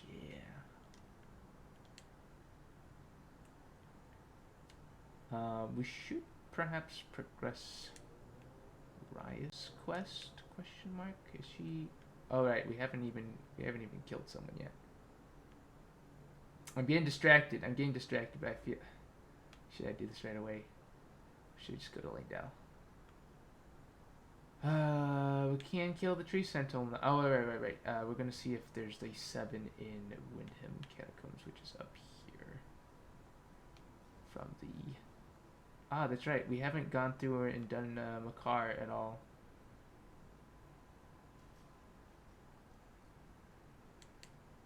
Oops. We do have to do that at some point. I mean, if you want the Bulgate set, for example.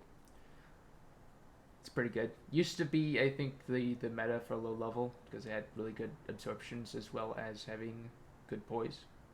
So you just wear the pants. But these days, it's just not efficient enough, I think. I could be wrong. It might still be able to hit 88 pretty well.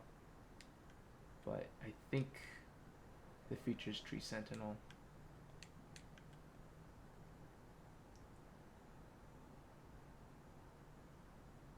This should take us over to Lux Ruins.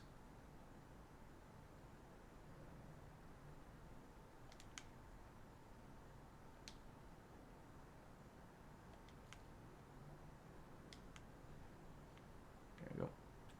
Hey, there's another another seed. Yeah. Golden seed.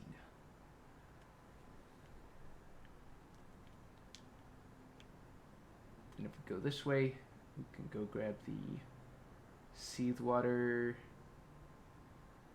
entrance site of grace, whatever it's called.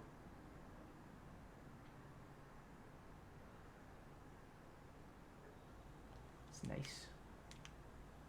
We will not be fighting the boss quite yet, although we could. It is susceptible to rot, but we might as well come back when we have big old Dung Eater to protect us. Keep the laser skeletons busy. Keep all these what are these, like giant Skeletors, you know. Kirsta Journey super chat coming after us. It's a little too strong.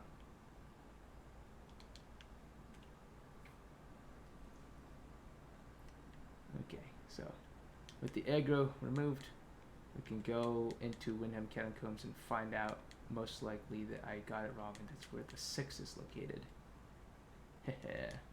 Actually, maybe it's Mount Gelmir that has the 7. I should actually double check this. Which I can do now. Elden Ring Ghost Glovewort 7. I do... Let's see. There's one in Gelmir's Hero. There's one in Giant's Mountaintops. There's one in Oxtel. Okay, so it is the Gelmir Hero's grave. Oh. Okay, I'm a doofus. But a doofus is going in the right direction because it is this way. So I guess that's a win. We're going to ignore this guy for now.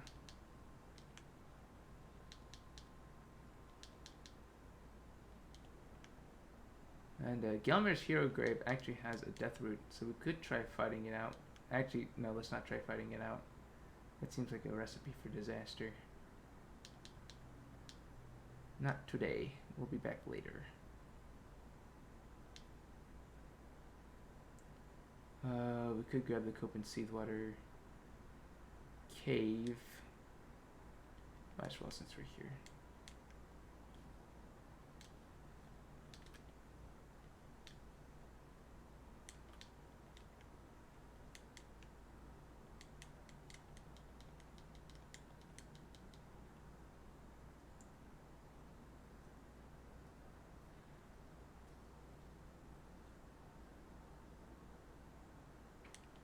Nice checkpoint.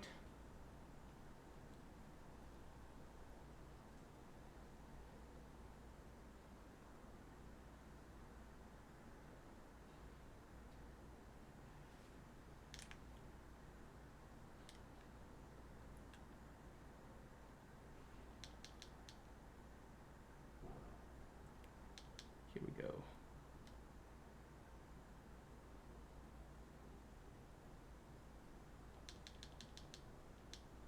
Herba. Give me the herba.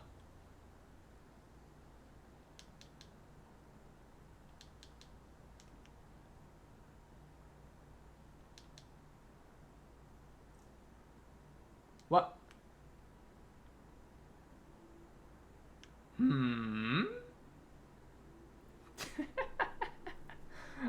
Looks like I got hit by Flaming Strike. Can't underestimate the lingering hitboxes on that one. But this is why I grabbed that Grace, right? Nice little checkpoint. We only waste like a minute instead of 2 minutes.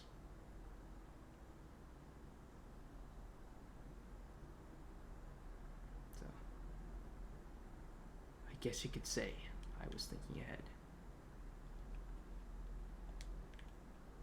I think this is the way up.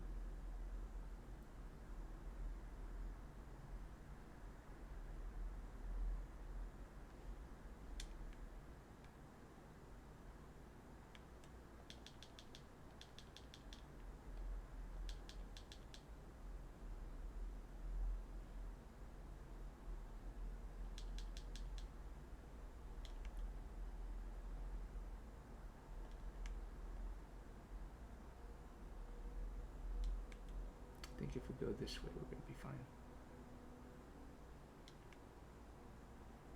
Looks like it.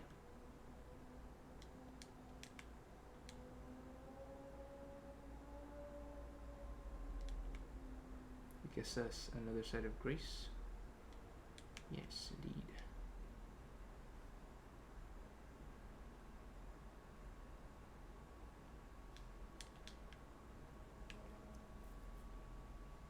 Fort Lade gives us, is the Giant's Flame pot recipe? It's great for faith builds. Very farmable, high damage, base and good scaling. Scales with faith. Highly recommended if you're invading on a fire build.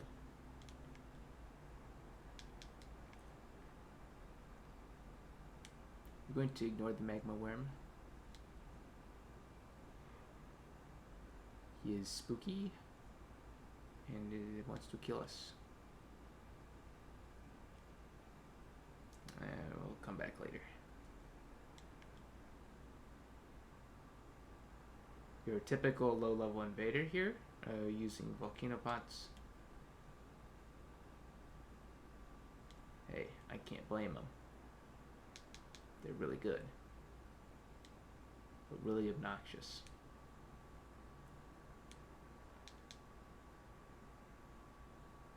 Ignore the bear. We can actually use the pulley crossbow on this build with just a Source Seal, so that's another reason why Samurai is very strong. Guess we'll grab that. I don't know if we'll end up using it for anything PvE related, and I would not heavily advocate its use in PvP.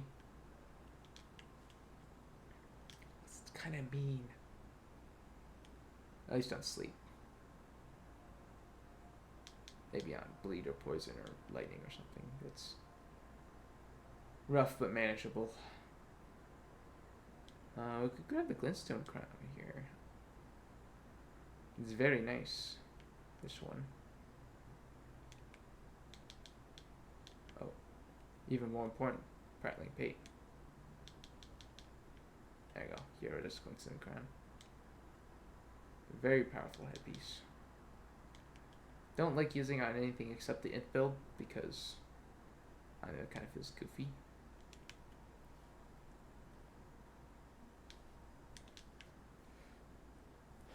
But it can help us with carry weight on our already highest endurance base character. Get quite disgusting.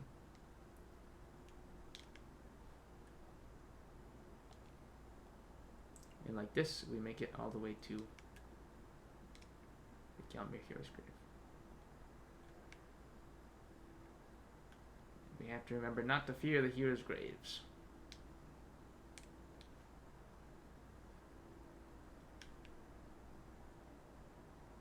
Although this one can be a bit of a doozy, admittedly.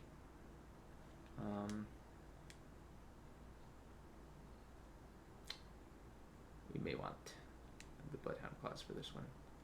Ooh, and we have the carry weight for it. Very nice.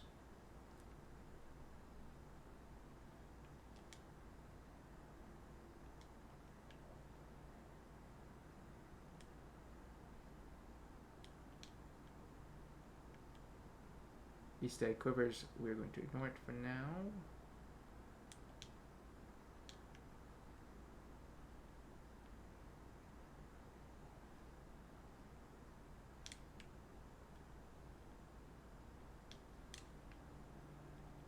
Gotta remember how to do this one. Yes, I remember. Basically, you want to keep sprinting. I'm going to jump into this side passage. Use rejection.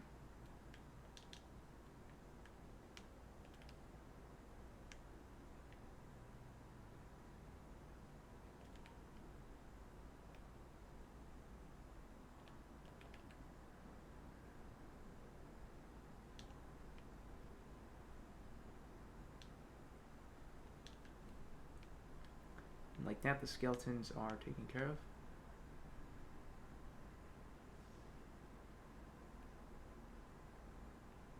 Rejection having its best use case in PvE. Oof, that hurt. We can now take this chance to... Oh wait. A little further out. Think you have to jump down here? Yeah. Okay.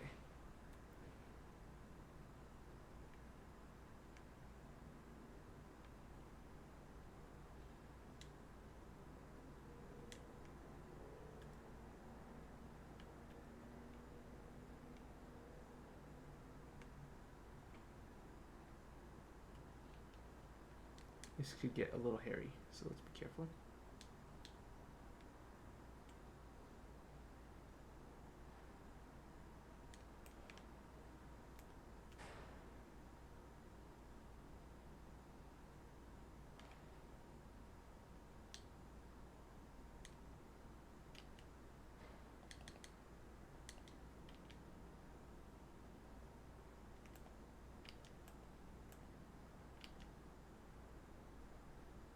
There you go. Hey, and that's how you get the Bloodhound Knight armor. Easy peasy. And the Gelmir Knight armor. Also easy peasy.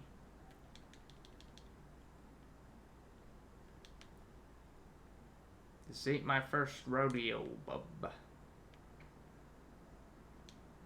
Now, if I can only remember how to get the next zone.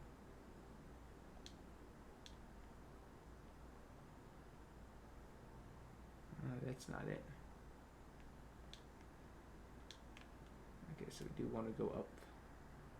And I think we... Do we ride it? It's nice that we got this, but we're here for the 7.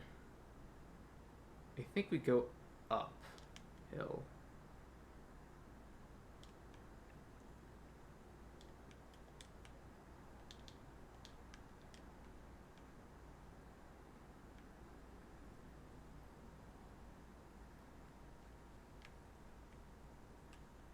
Oh, it might be that. Yeah, it is.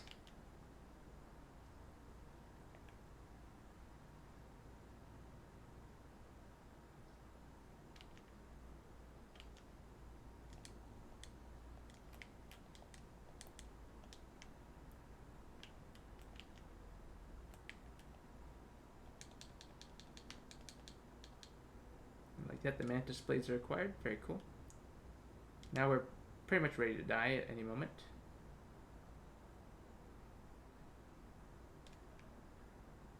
In fact, we probably will. Or will we? Okay, we will. We can always come back for like the finger, the ringed finger and all that. But that's what we were looking for. We now have the complete collection of Ghost Glovewort 1 to 9. We can grab the 10 later. And we should go into Leyndell, I guess.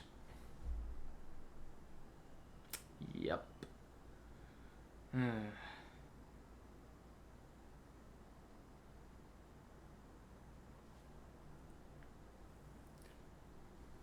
course, once we get to Leyndell, there's a few things to consider.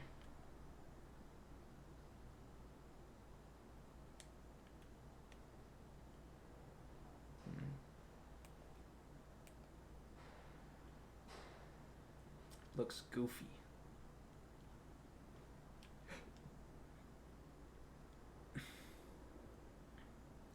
We're gonna have to kill the Dung Eater first. I think Rot Breath will do it, but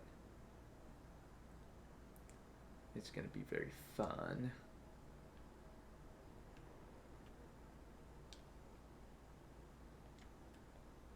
trying to remember if there's anything down here.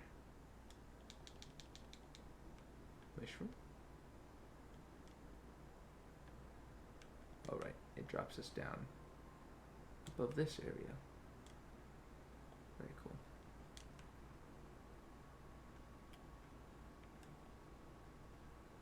Oh, wait a second. What's up? There's some sacramental buds. Oh, you can go up here from the... Oh, I didn't know you could just jump up here to the Gilmer. Here's Grave. I've never done it before. Oh, there we go. Another set of grace acquired. And let's head over to Leyndell. And we're going to do the very boring way of beating this boss.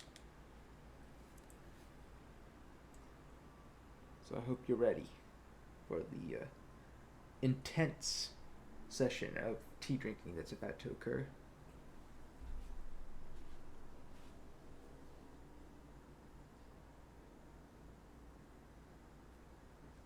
Okay, first things first.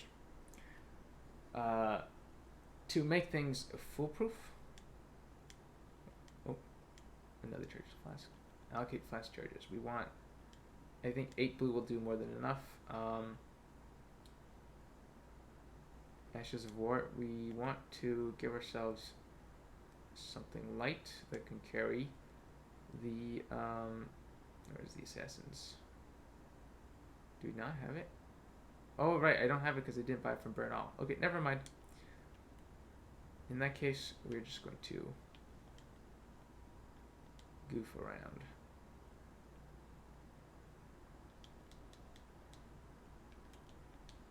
We're going to have to sneak around and be careful not to make a sound. But yeah, if you get Assassin's Approach from Bernal, that will make things a lot easier. But I know it's possible to do without it, at least in previous patches. So what we're going to do is we're going to sneak around the Tree Sentinel. As you do. And sit behind him for the next 10 minutes until he dies. Which is a very Dark Souls 2 thing to do.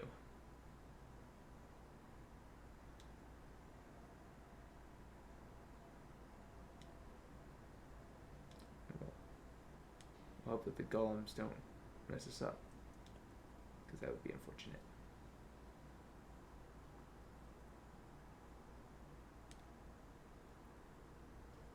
It appears we're safe. We can always die to reset here at the Stake America. But basically, the thing is, you want to sneak in these bushes, right? And at some point, he's going to notice. He's going to notice. But it's fine. You gotta sit still until it looks away.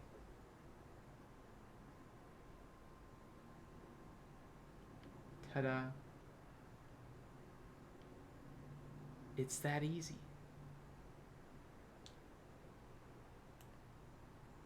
And when it's at this point, it's all over. It's all over for Tree Sentinel. The same method works for the Tree Sentinel over in Farum Azula, with the exception that it is required to use the Assassin's Approach, and probably something to quiet your footsteps as well. Although I'm not sure about that part. I did it just to be safe in my previous run. But yeah, I'm going to start making some tea because this will take a while.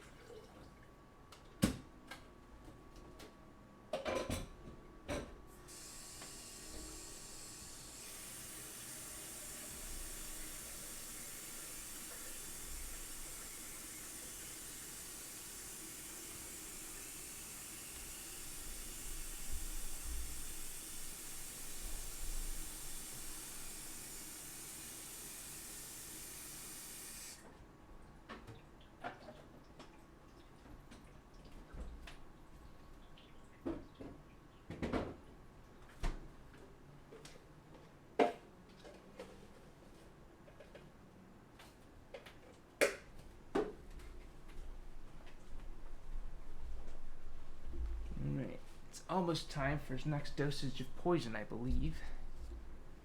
Right on cue. Now I just have to watch out for the tea, or the water to boil. So yeah, this is not exactly an exciting way to fight the Tree Sentinel, and you can do this with Rot Breath and run away. I think it only takes like 2 Rot Breaths, so it's a lot faster. And you can do that with Flask Faith Boost only, since how do I say, the duration of Rot Breath is 90 seconds, or at least it used to be, and it would do about half health or something. And since the duration of the Boost of Faith is 3 minutes, that naturally allows you to do twice. The downside, though, is it's still risky. And, I don't know, you still want to optimize stealthing into it and stuff. You could also probably just take them straight on with Greathorn Tragoth, but, yeah, as your tank. But, really, this is the safe and consistent method, and, like I said before, I think it's really funny. Almost as funny as this helmet.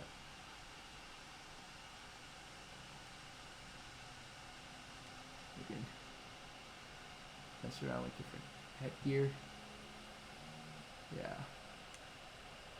Currently, we're sitting at 75 poise. If we take this off, we're at 70 poise, which means you can hit that 88 with Bull Goats, I believe. Yeah. Should be nice. Something to grab once we have our 4th slot and we start doing invasions. Currently, though, not extremely useful to have that much poise, because we're in PvE. Wonder what kind of fashion would fit.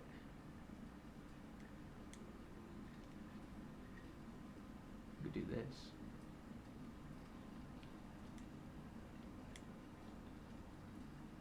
We could do this. That kind of thing.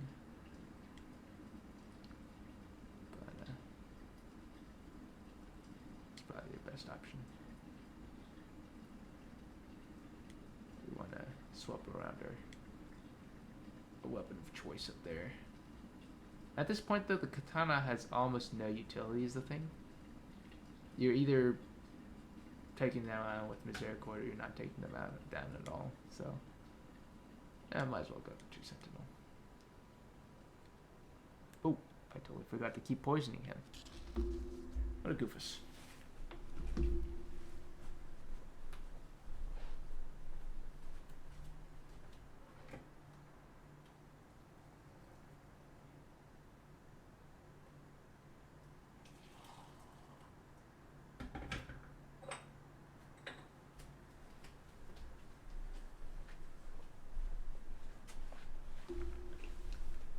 Once we do acquire ourselves a Dung Eater, we're gonna go get the Black Knife, which is our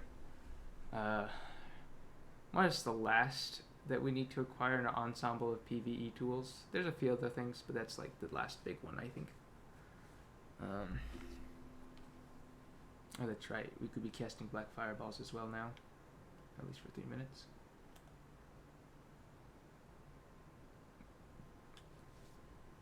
It'll be a while yet, I'm afraid.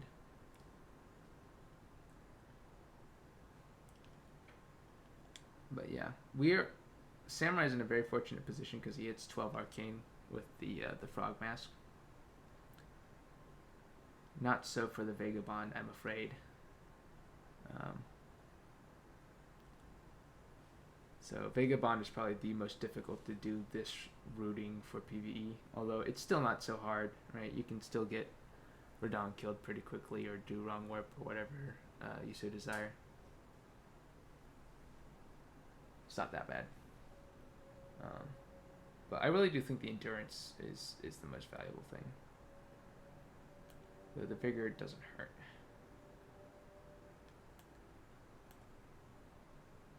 Was he not taking or did it finish taking? At some point it runs to you have to cast it twice before it poisons.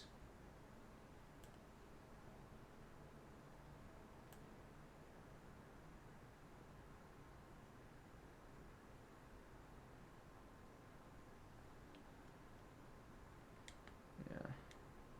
Speaking of weapons, we haven't collected everything that we want on this build yet, but we've got some notable stuff that I wanted to try. Invading with Ornamental, Frozen Needle. Those are sort of dex leaning quality weapons. With some pretty cool characteristics. We've of course got a Claymore, because it's just a good great sword. We can use dual Uchis if we wanted to. I don't want to. Crescent Moon Axe actually has the good fortune of meeting the dex requirement on this, but it's really a strength weapon. And I don't like it anyhow. Myself.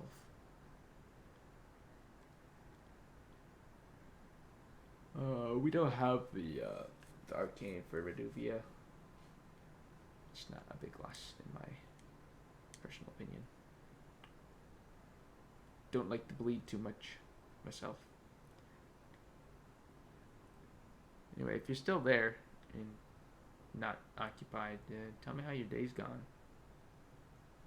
Hope it's gone well. For me, I've just been sitting around doing mostly nothing.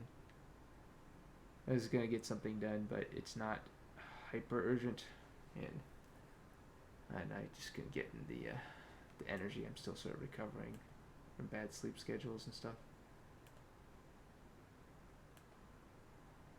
But I did acquire apples, which I did bring up last night, I suppose.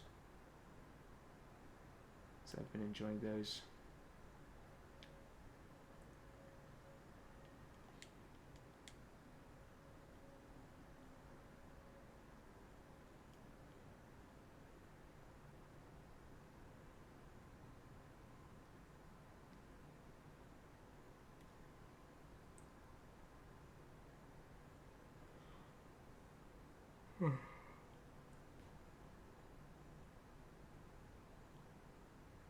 Plenty of blue. We're already over halfway on this fellow.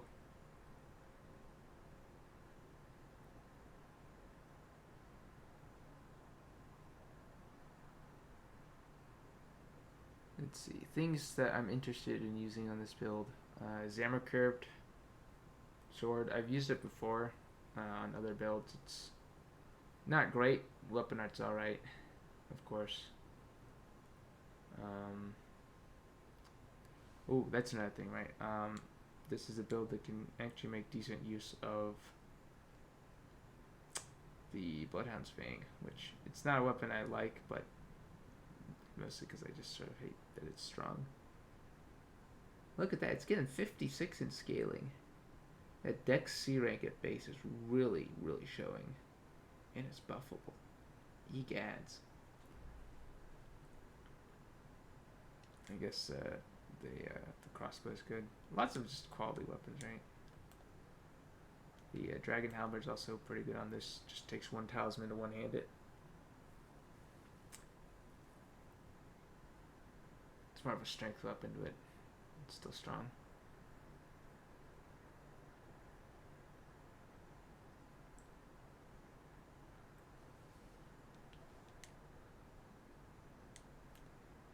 Speaking of, how strong is the ornamental street swords on this?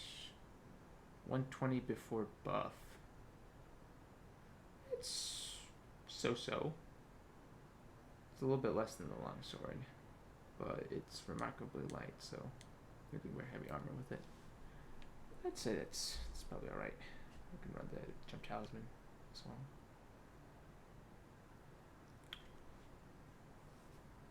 Rotten sword talisman.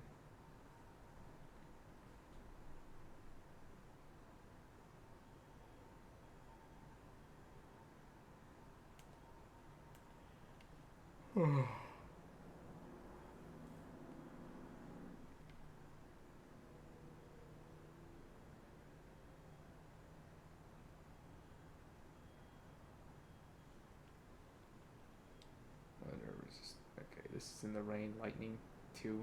Oof. Yeah, it's weak to magic, lightning, and holy, unfortunately. Also weak to strike. Pretty good against slash and pierce though.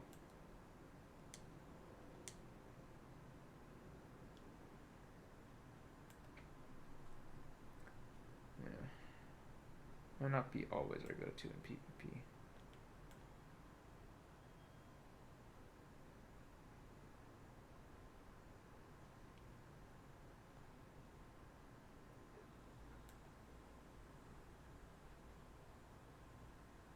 Right. Oh wow, we're not even hitting the point where you have to cast it twice. There you go.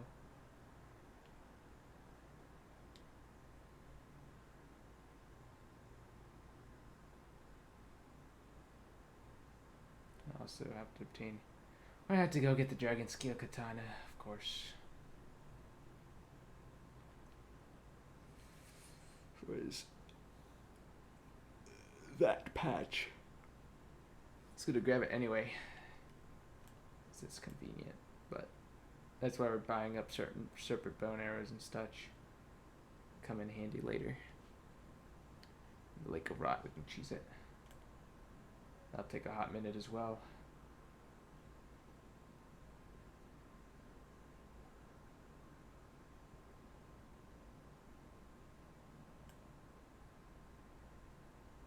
Probably do it after Halig Tree.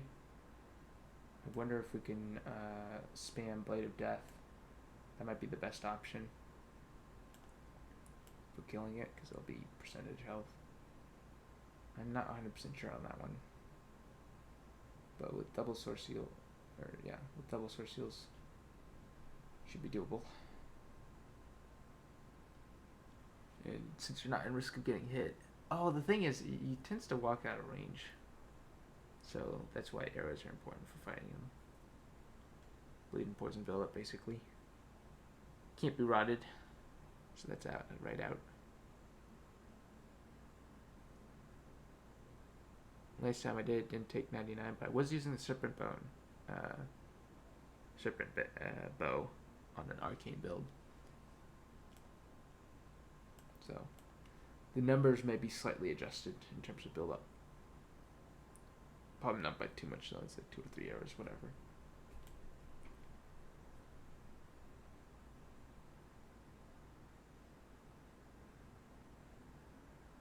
almost there.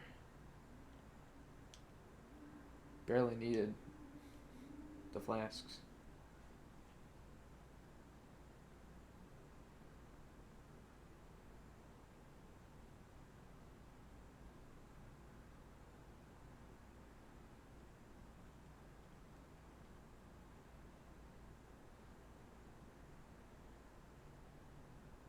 Tea's probably ready.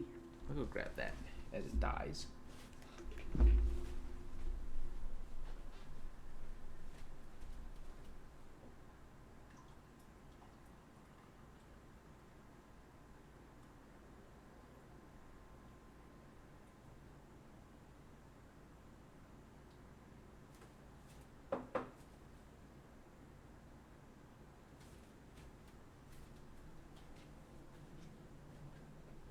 There we go. Oh, shoot.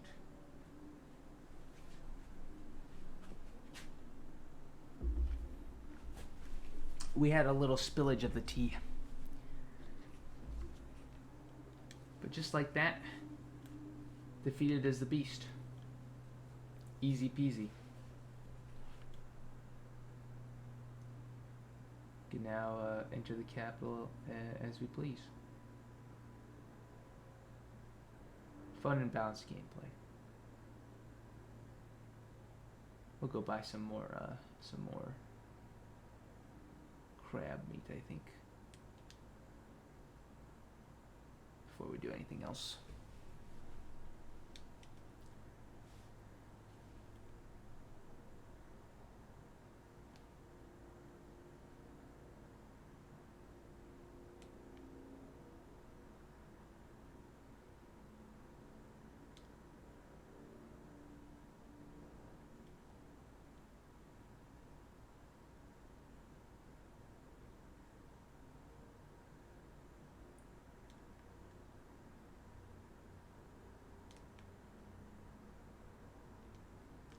We'll have to say goodbye to Bogart soon.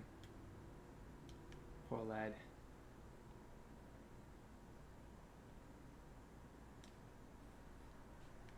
I'll miss him. I was his best customer after all.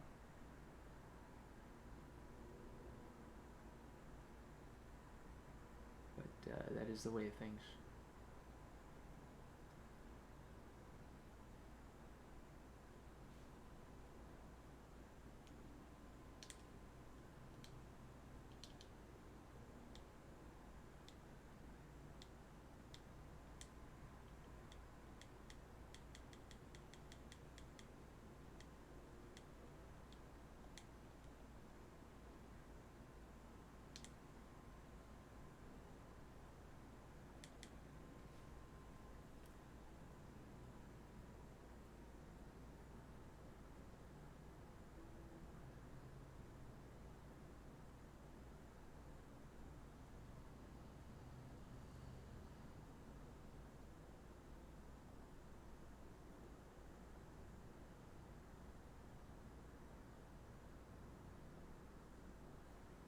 Okie dokie.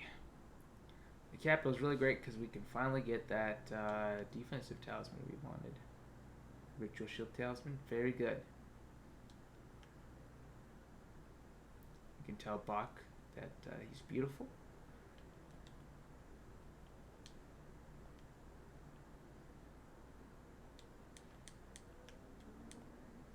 Also very important.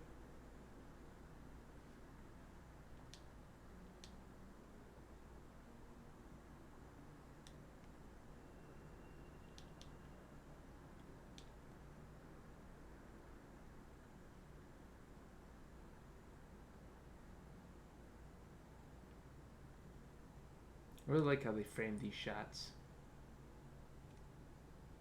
You're like, wow.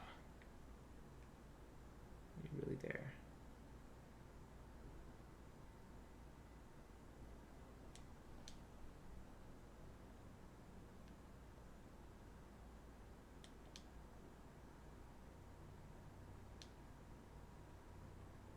This box should show up.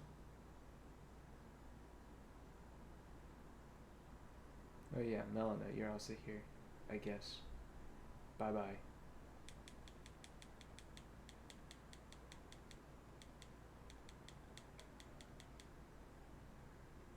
Bye, I guess. Back, my man.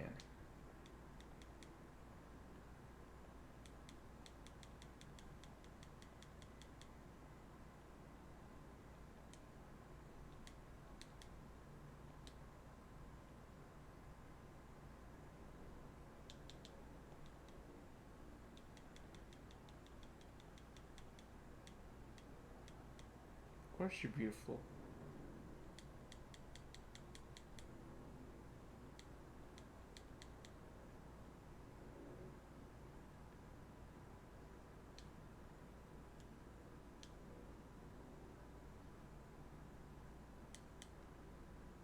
Little baby boobop.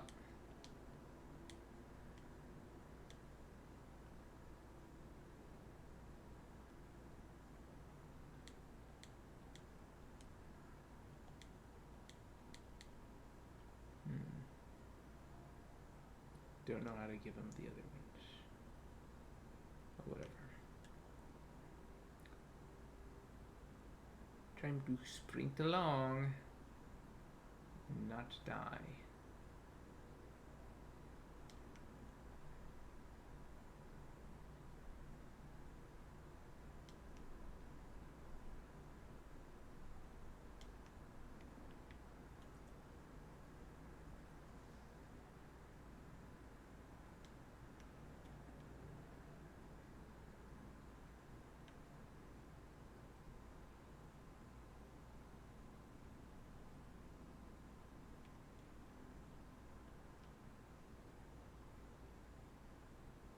Get a seabed curse here.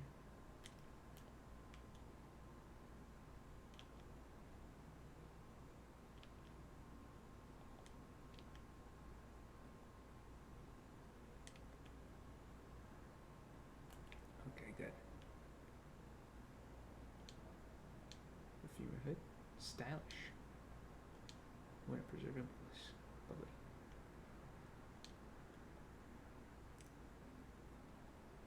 Let's go practice medicine. It's just over here that we want. Perfume bottle. Very important. One of two in the capital. One that's easy to miss. This will give us an easy seedbed curse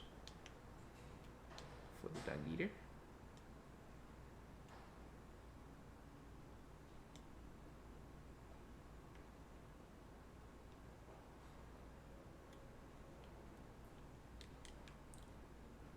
Basically want to hot foot it over that way. Well, not getting mauled to death by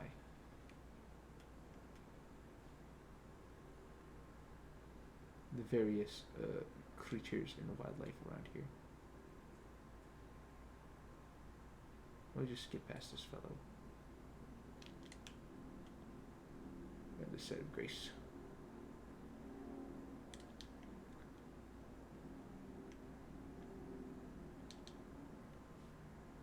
Maybe allocate our flasks back a little bit.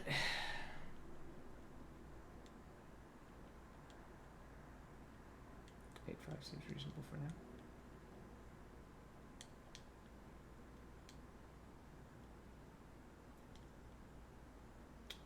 Our lack of resistance to lightning is really going to come to bite us in the neck in mere moments.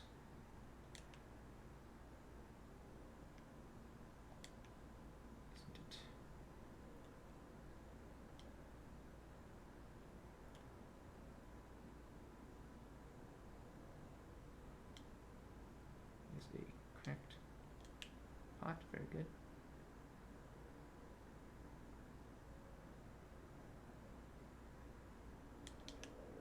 Leave me alone, knight. I have an important grace to grab. Yes.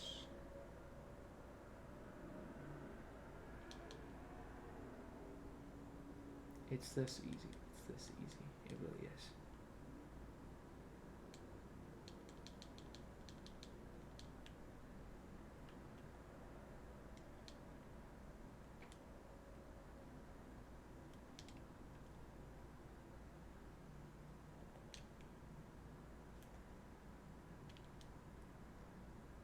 once and a twice. Oops.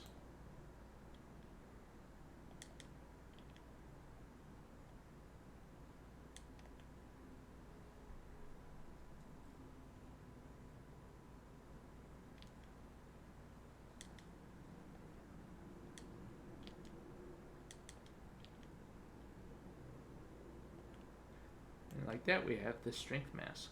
Very good.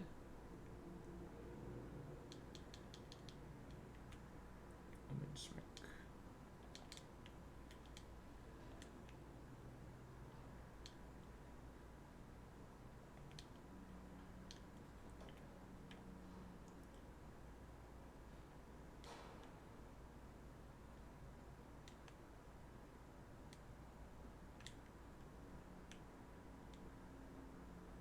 We want to get this lightning ash.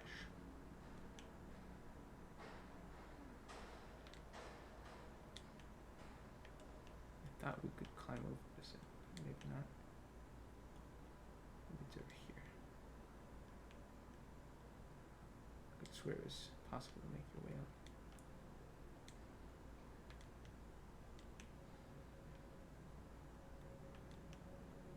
No, we can always do it another day, another way.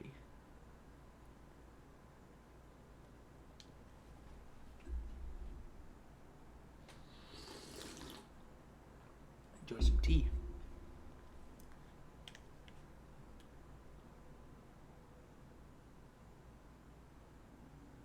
We'll drop down this way.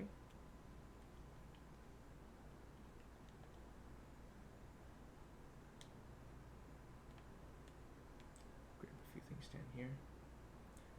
Nothing very important, if I remember correctly.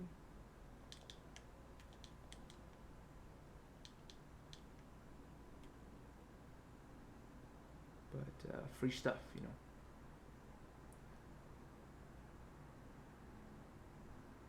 The Guilty Hood over here. It's a duplicate, technically, since you can buy one.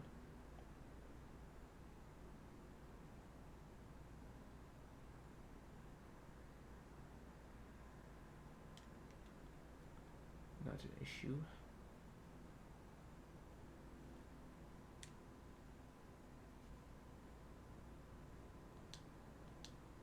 String times 4. Now that is a true treasure.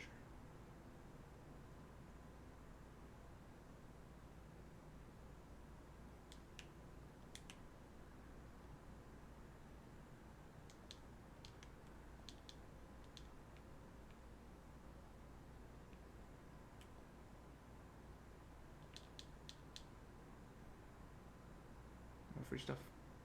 Very cool.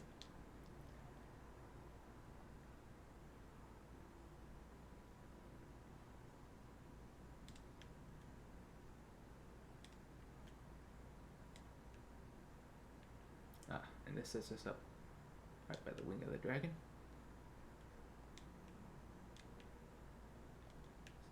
Don't have to mess with the knights.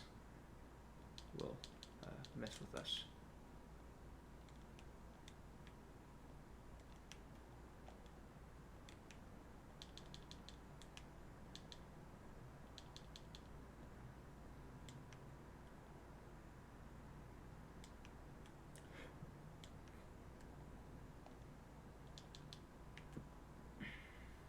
We're very close to our Ritual Shield Talisman. It's just gonna be so useful. Oh gosh. Basically eliminating one-shots from a vocabulary.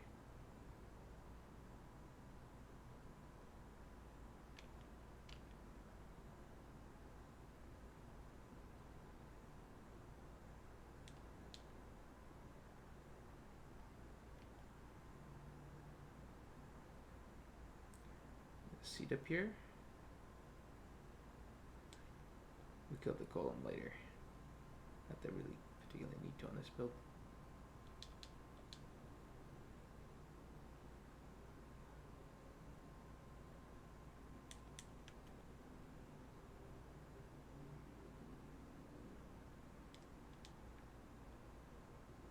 Ooh, this reminds me we have to advance the, oh, come on.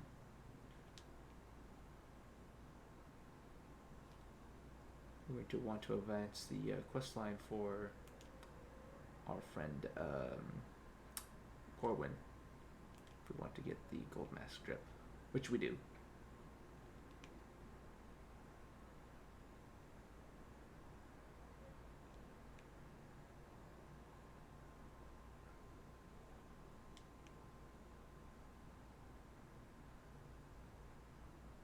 I believe the starfish is here. Yeah. We're going to have the ritual shield tailsman. Fast.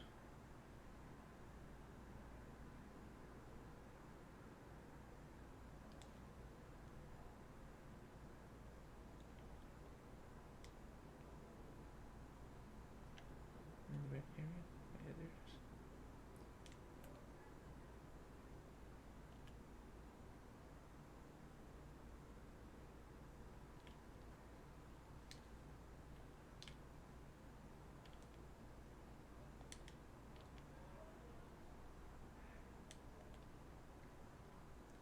This guy will go down easy.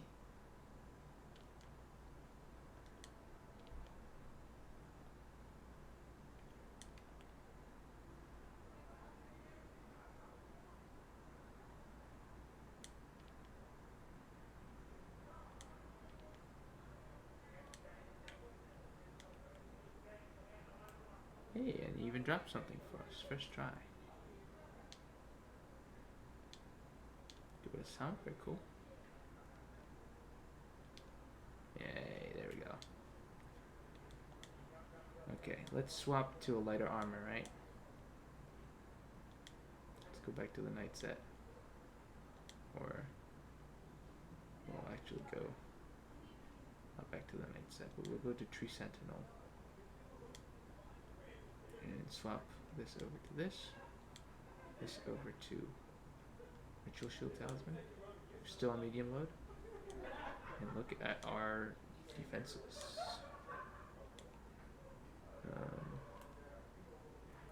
Yeah, look at those defenses. 48, 45, 48, 48. And it only goes up. It only goes up from there. So, yeah.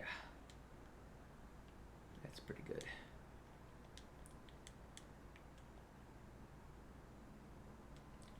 But for now, I think we'll be replacing the Dragon Crest with the Cerulean for the next boss fight.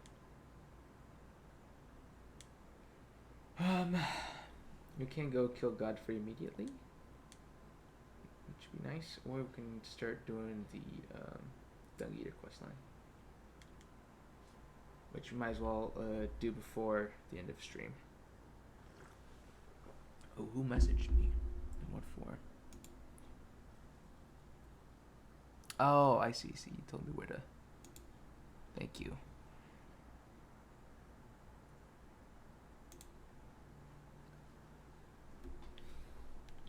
Okay, Dung Eater should be. First of all, Corwin, I'm sending you out.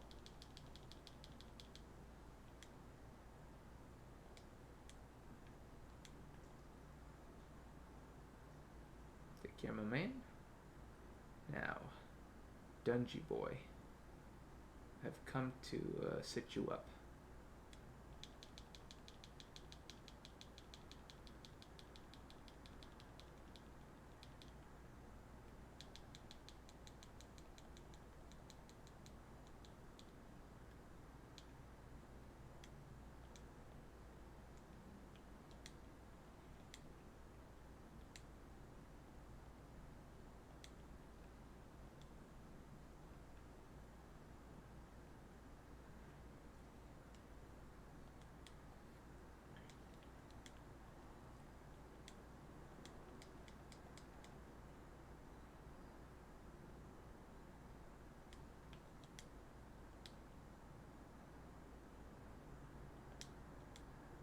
This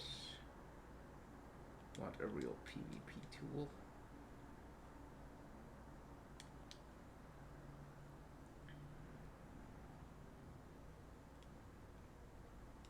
Ashes of War will slap on cold.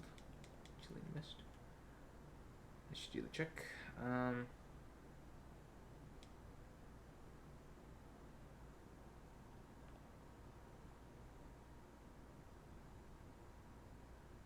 let that progress as it will. Guess we could probably can't if we want. Hello.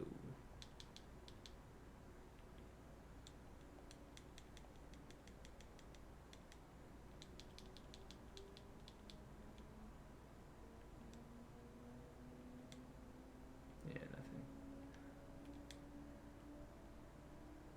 Okily dokily. Maybe we really should do this. No, I will. I know something. Some paranoia in me speaks.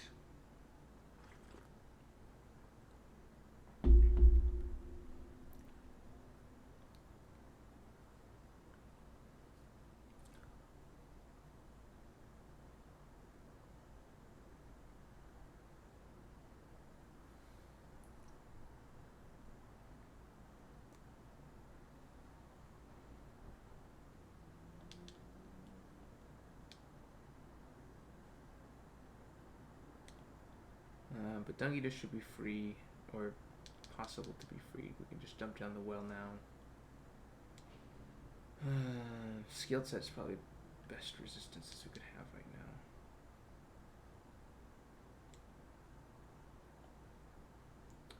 Tree Sentinel set is great for poison, not so good for resistances. It's only mediocre, I think. Unless I'm wholly mistaken.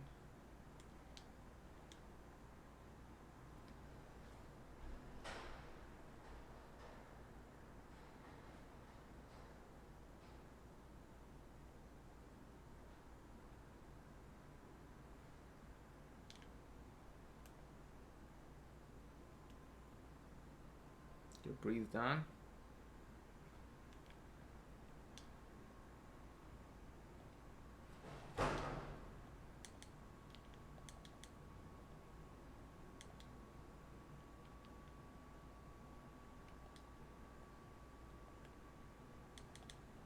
Oh god. Golly.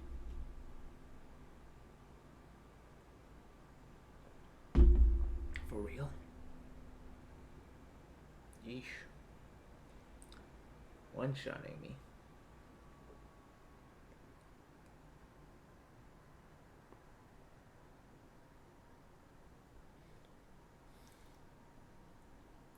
I was getting no bonus.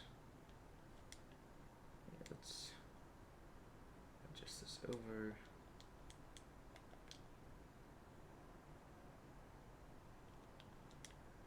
Oh. Ritual shield, yes, yes, yes.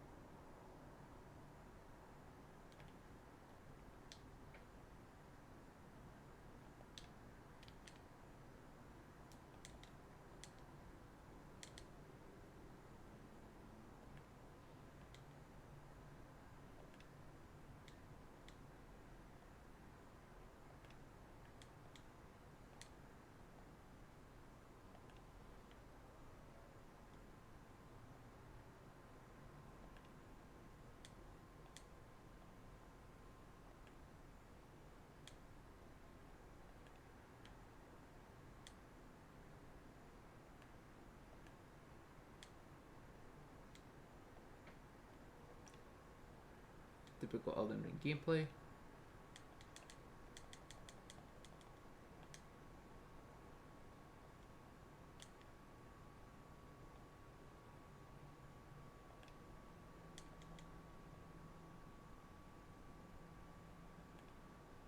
There we go.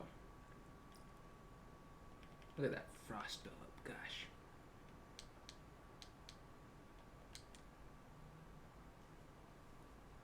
You're human negative. I'm a meat popsicle.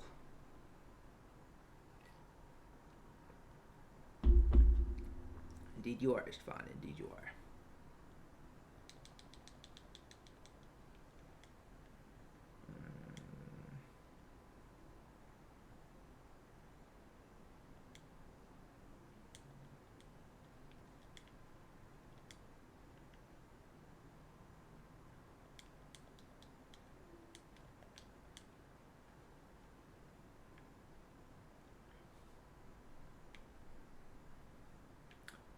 Let's go have a chat with Bernal.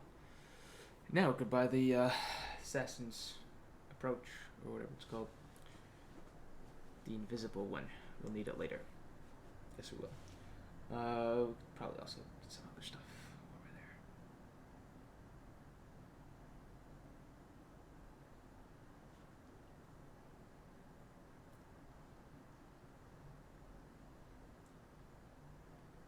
But it's time to go underground soon.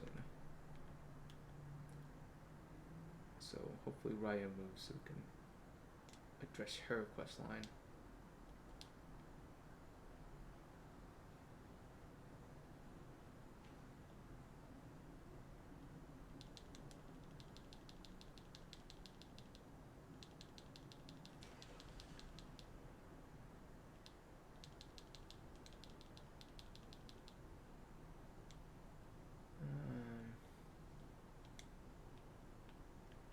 Inventory, let's pop some souls.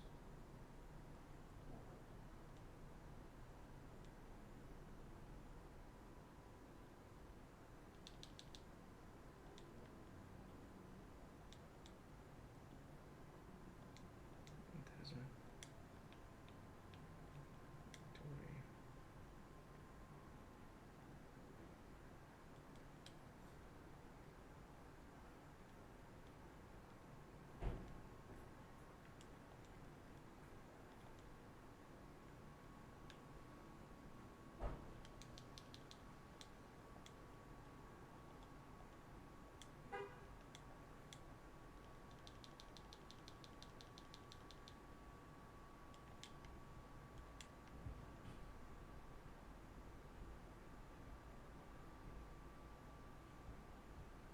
We gotta get what's his name in here, Dialos.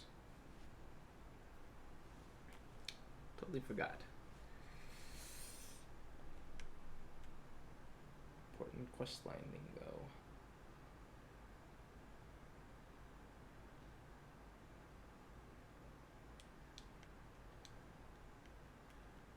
Okay. Best girl has moved. Well, best reptile. There you are.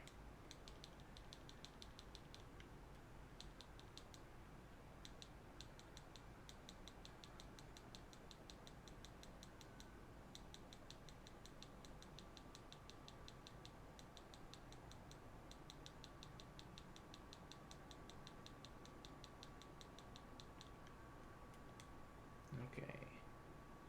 I guess since we're here, we can take care of something. Okay, not done so yet.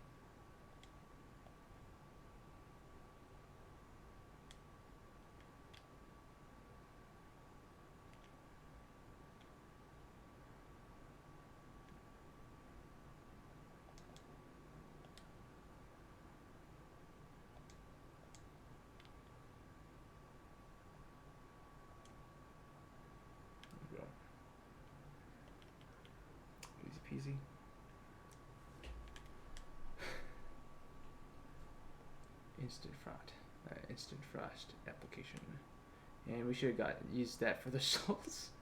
Good thing Patches is here. Patches will listen to us. Give us a mission.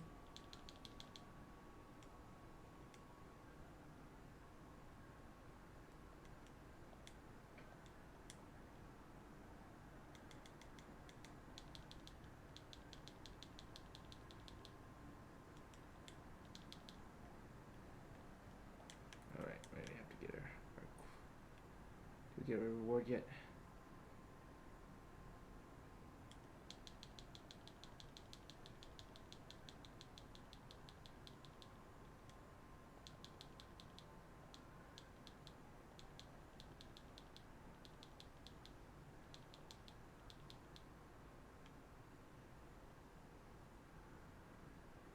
Next mission.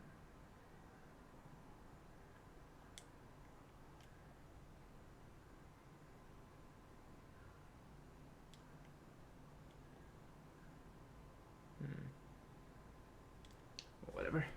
Let's go quickly get Dialos first. We should be around here somewhere, I think. Over there somewhere.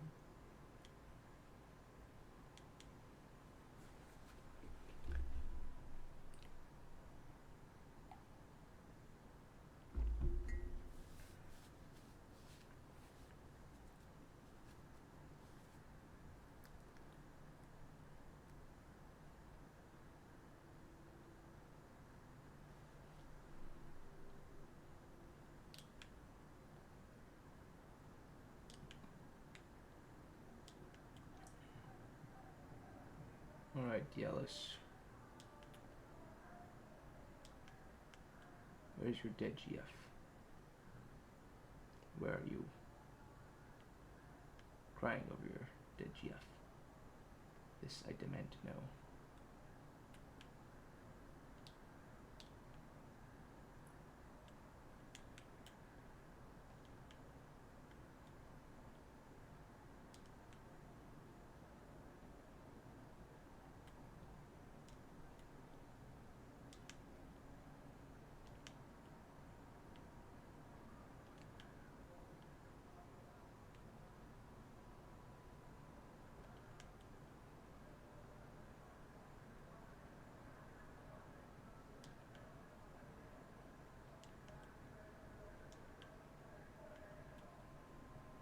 Is that him? Yeah, it is.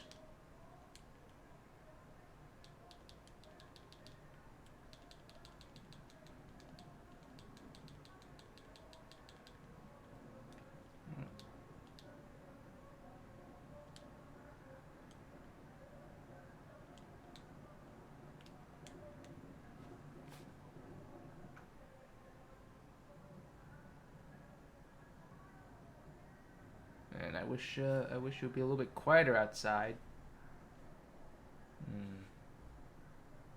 Oh, how's it going? Hey, are you back? Going all right. We are. Where are we? So, I'm still setting up the whole Dung Eater situation. But I'm taking care of a few odd jobs before that. Let's see. Where's Dialos? Dialos should show up either here or over in the manor. Okay, so he's here. We gotta talk to him to get him to the... Okay, recusant life for you. I get it. Yep. Okay. Now that that's been established, get back to the whole Dung Eater situation. Let's go to the Capital Avenue balcony. Do the trick.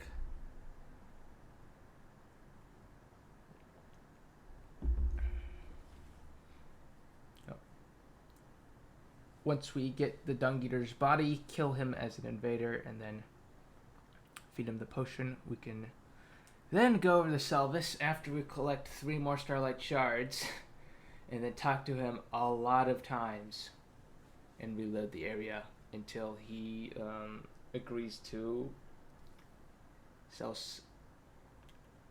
it as a puppet. The Dung Eater is a puppet. Okay. This is not a very good layout. I should clean it up. Basically, if we run this away, we can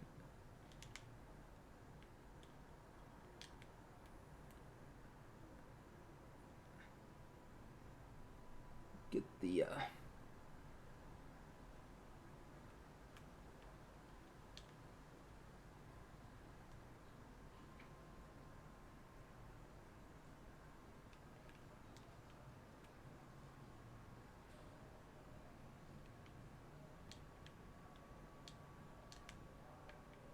do not want. No, I might just die here.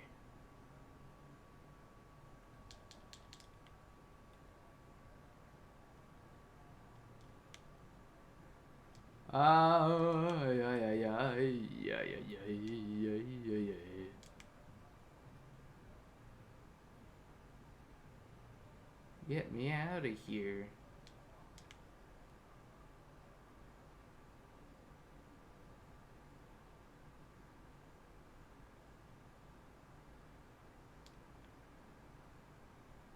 Since we're here, we might as well go grab some other things instead. There's, I believe, a stone sword key over here. It's nice.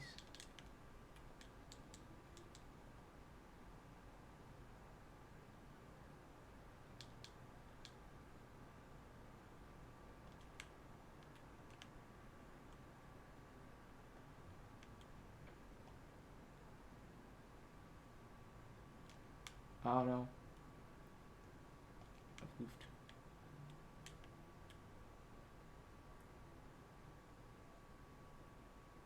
We'll also take the lift, which I think takes us over towards the shortcut elevator.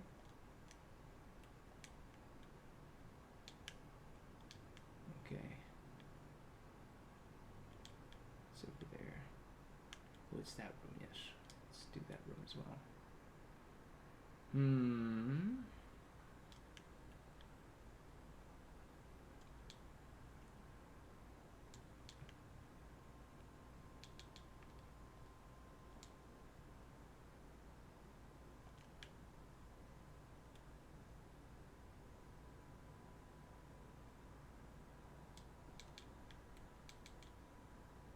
Oh, this is nice. Oof. Okay, so, yeah, that happens. Is that Dark Souls? That looks like Dark Souls 2 hollows. No wonder it was a gank. They were hiding Dark Souls 2, Forest of Giants in there. We don't actually need to grab that shortcut, though, now that I think about it, since we got all the loot in the room. Should have realized it a little bit faster. You know, that's life. Well, for heaven's sake, stop getting so loud out there. Alright. Whatever. So, we've grabbed the scarab. Yeah, let's grab the shortcut and then we'll do the sewers. I'm a professional at putting things off.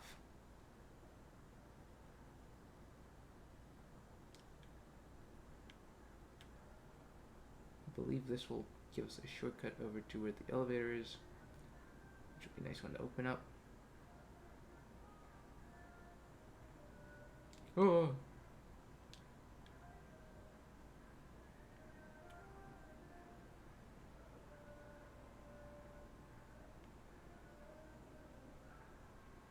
Do I need to close the windows? Gosh darn.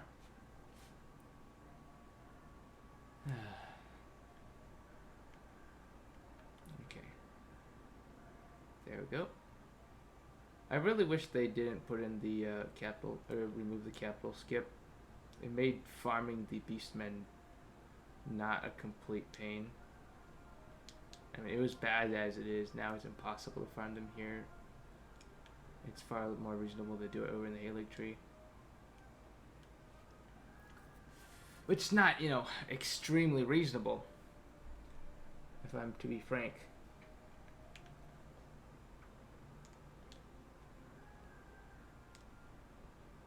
Oh, just like that. We've got that shortcut opened up.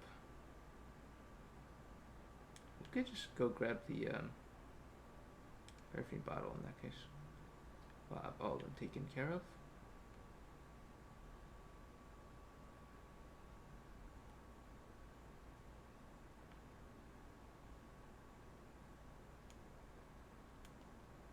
But we gotta move quietly. This guy doesn't drop anything. So suicide running for those runes is about all it's worth for. Unfortunately. We can get to +2 faith head around here. But it's ugly as sin.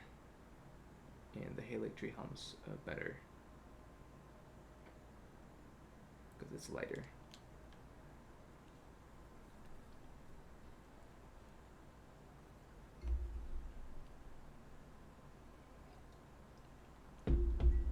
Okay, let's go.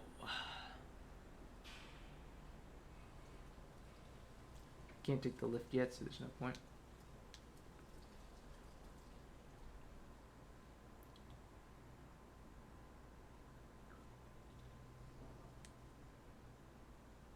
We just ignore everything.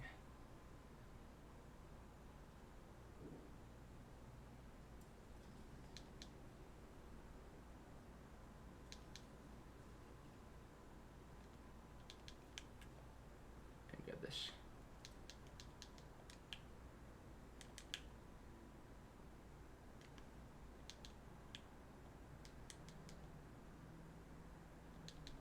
Oh. Well, no lilies for us. I guess.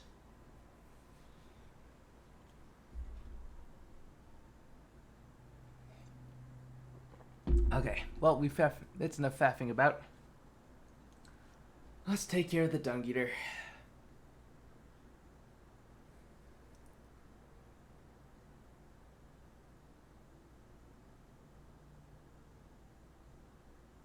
And then all will be concluded for the evening, I think. I mean, we could boss rush Morgott and all that, I suppose. Okay, so from here, we're going to try to get the underground roadside grace. Not too hard to do. We just want to go this way.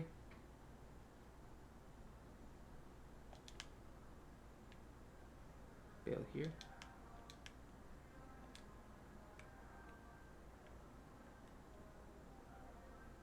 Down here and open the doors. Like pie. Like pie indeed.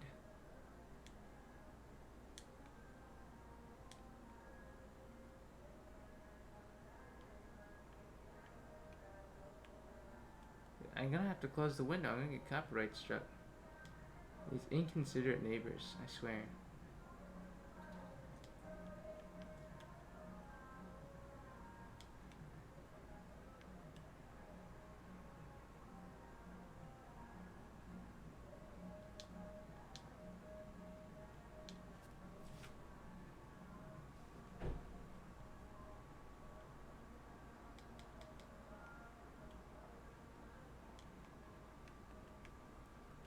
Letters are for the week. Let's grab the grace. I'm gonna close the windows, gosh.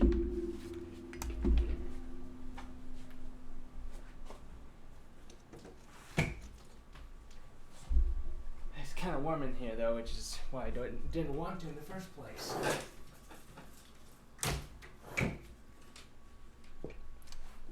Not much can be done about it.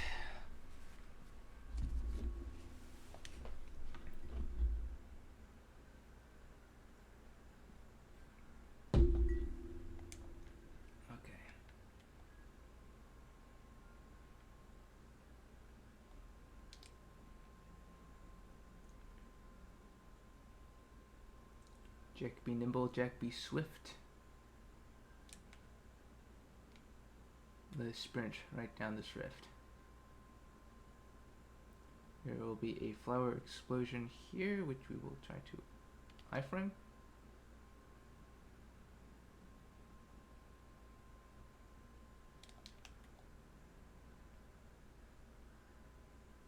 Ladder should be safe.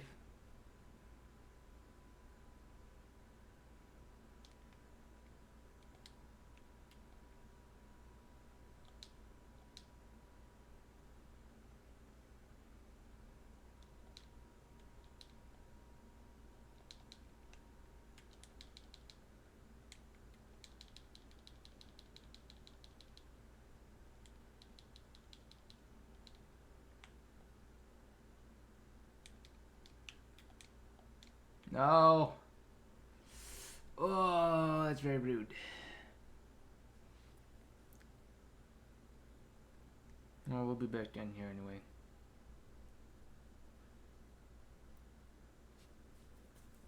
Time to say, give our condolences to Bogart. Unfortunately. Why did the good die young?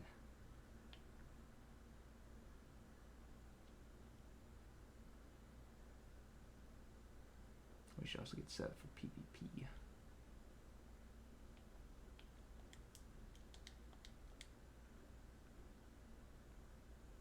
That means the halberd. And rot breath. We should do the trick. This is probably the fastest.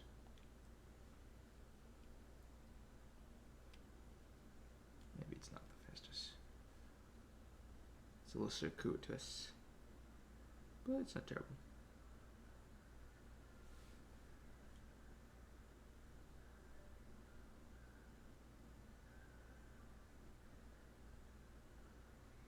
And our plan is to not die to the crab. That's about it. Rot breath, frost, and run. If he dies to the crab and we get a free kill off of that, you know, all the better.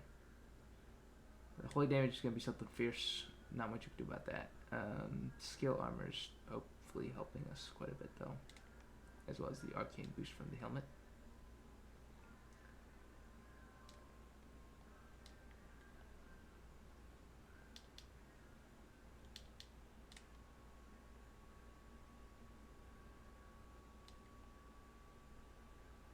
Use this to drop down.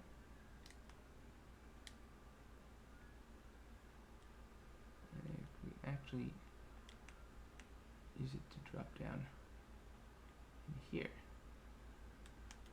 Clever girl.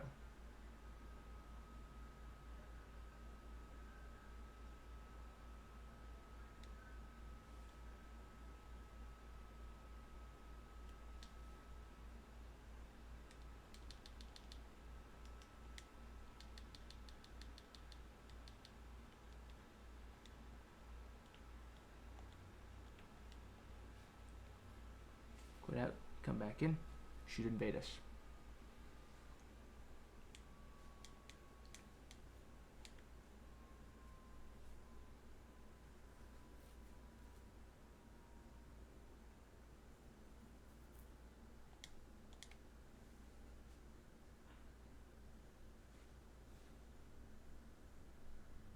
There's a lot of steps to this part of the game, gosh.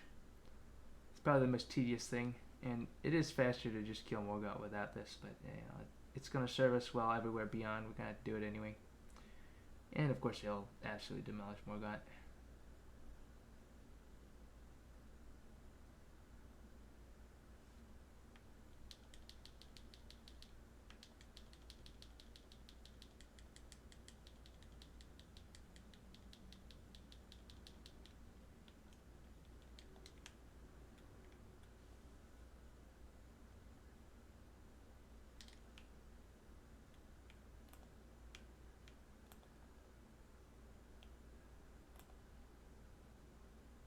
You're freaking demolished.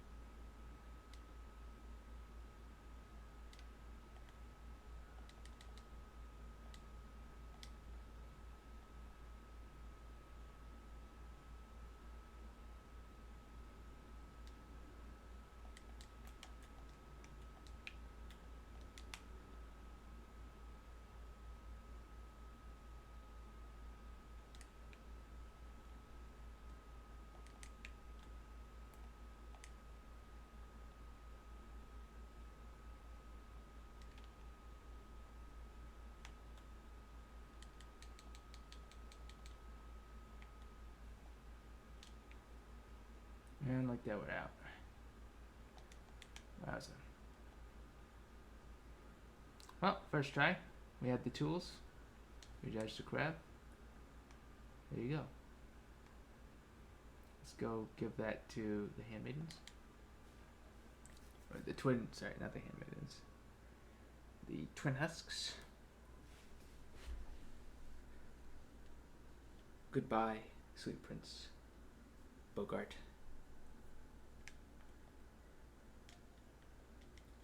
This will have to swap back to claw.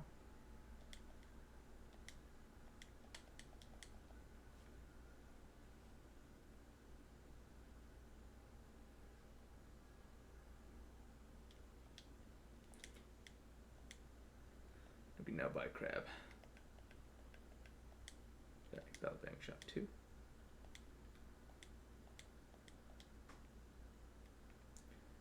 Then back to Lindell. On the grab right side. We're gonna slip him a roofie.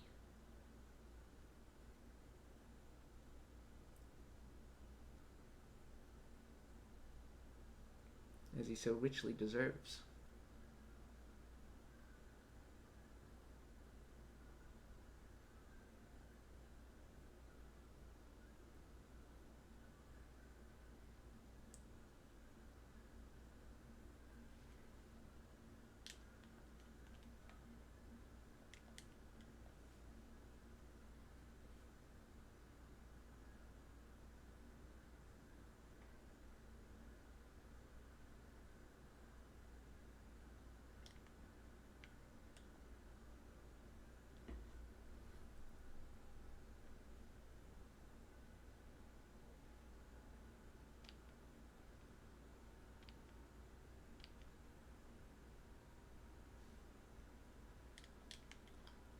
Preserve the bubble shield, that's nice. Hopefully that will let us grab the thing later. So lost Ash of War guarded by that abominable hand. Oh wait, oh darn, I forgot about this.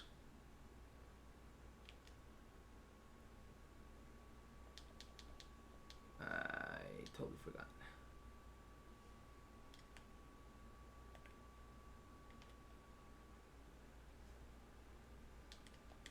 Let's get out of here. We have to go talk to him at the round table hold first.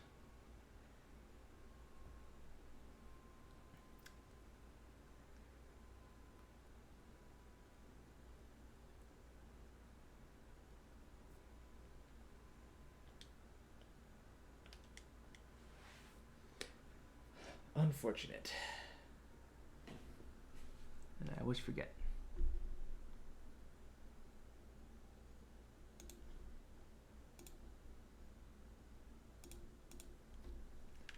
But you can grab it now. Grab him.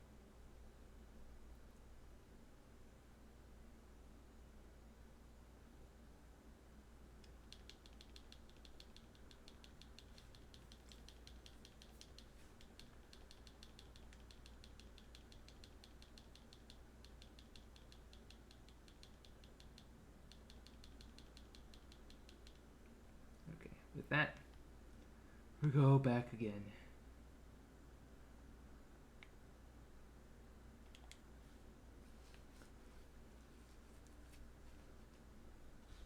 And finally, we'll be able to kill the Dung Eater. We still have several steps before we can get the puppet. The mid game really does drag on a bit. But the payoff will be immense, I assure you. And we have to do this anyway. Okay. One more time.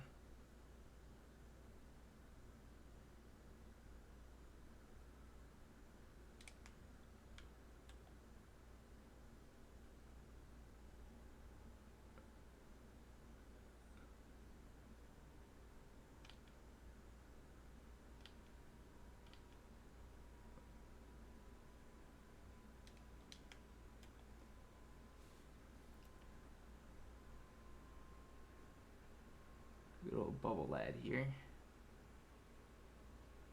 Multiple layers of protection. I don't think the hand is loaded in yet. Oh no, it's gone.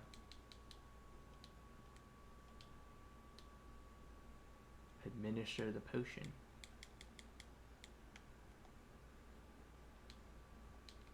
Then slay his mortal flesh. Excellent, excellent. And with that, we now have to go get the rest of the gosh diggity dang darn starlight shards. We need 5 total. I believe we have 2 currently. This will come in handy. I guarantee.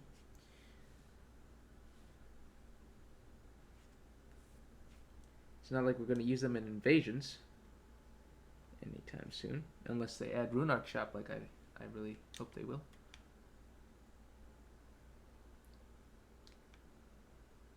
But there's one out here somewhere.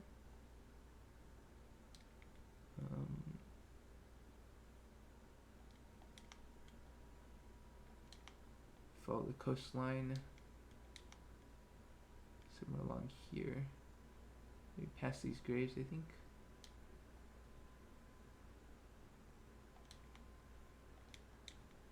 Ah, there it is. You can see. It's an easy one to grab. Get one over by the Church of the Plague that I forgot about. Let's see. We're at 3 starlight shards, yeah. We'll go over to Church of Plague.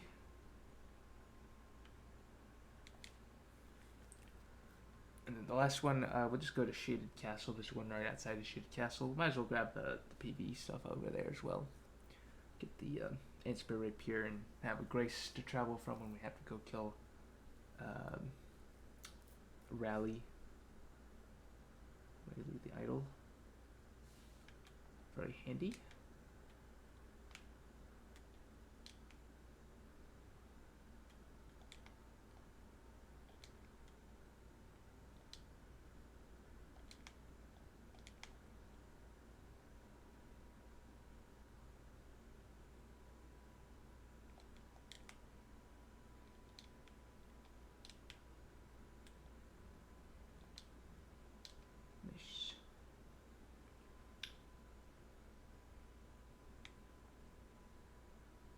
Rally the idol. Let's go from Erdtree Gazing Hill up north.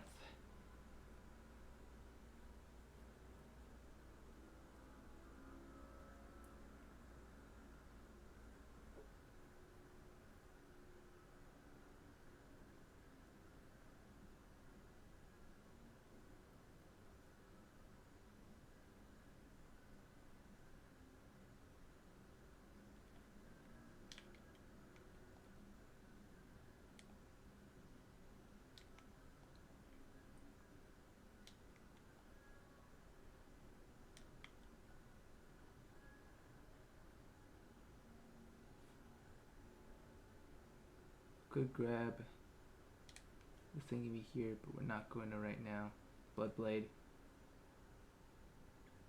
Probably pretty decent right now since it's been buffed. And I know the Redivia version is really, really strong right now.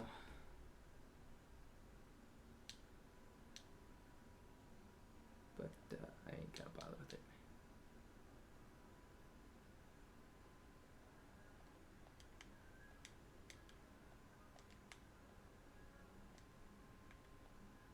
Rally's up here. Ain't gonna mess around with that though. Do that later.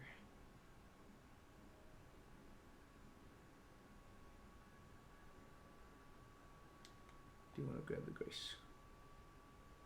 Up on the rampart.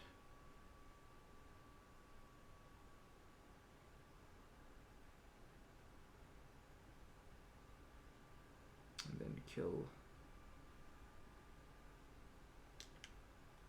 what's his name? The Melania Stan. Who will spawn in around here. It's also not a bad opportunity to get the prosthetic, though we're not going to do that right away.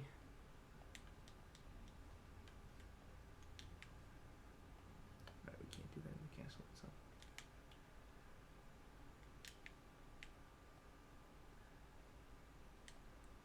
Way back here behind the castle, there will be our last Starlight Shard that we need. I believe it's on this side.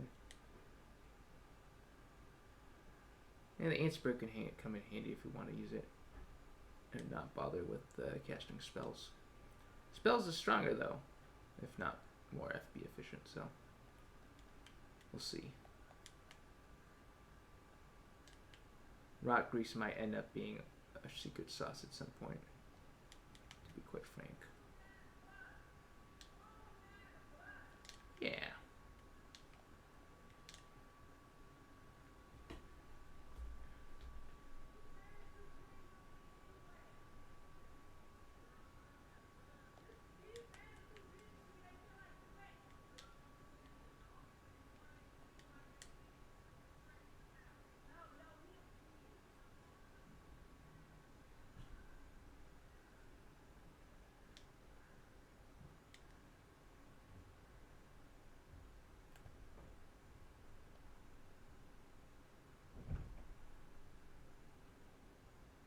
Malay.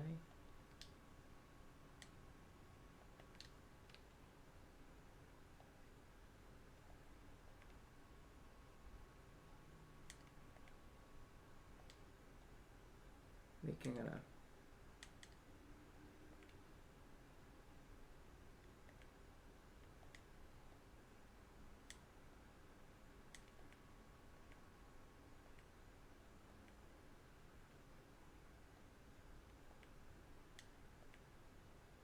that was extraordinarily easy.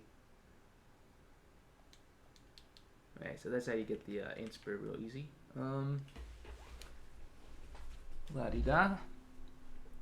Okay, which means we're off to Ronnie's Rise to talk to our old quote-unquote friend, Seluvis.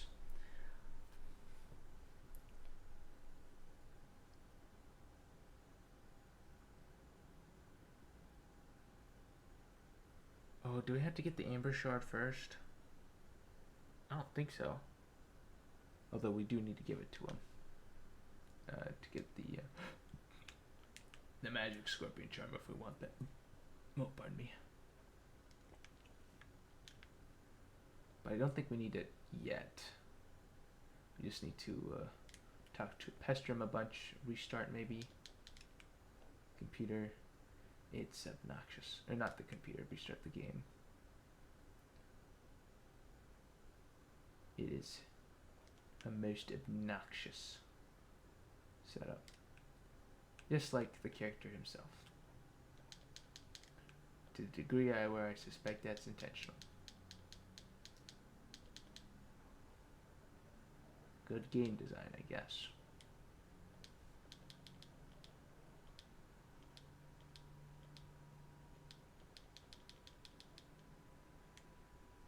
We don't need any other sorceries.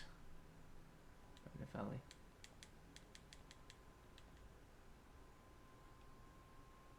Chambers.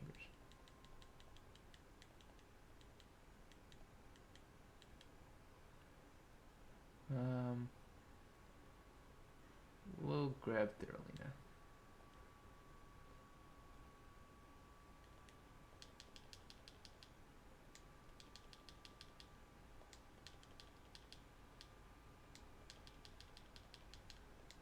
I think you have to talk to him like 5 or 10 times and then reload.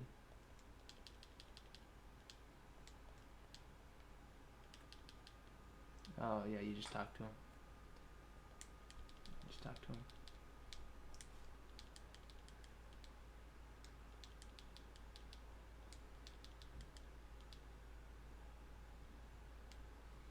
Maybe you have to reload the area after he says that about the puppet. Something like that. And then he'll be willing to sell you more eventually. And that's how you obtain Dung Eater Puppet. The most dope based summon you can have in this game. It's a lot of work. It's about to all pay off after we bird farm a bit for enough runes to upgrade.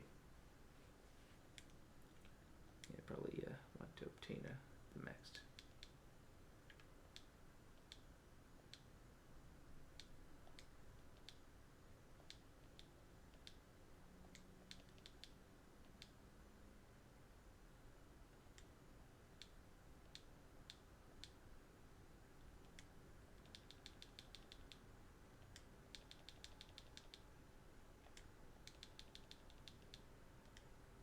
Maybe we have to actually buy something.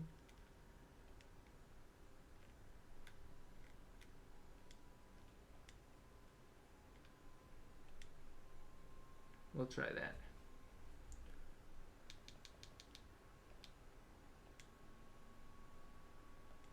Sure, we'll buy Freezing Mist.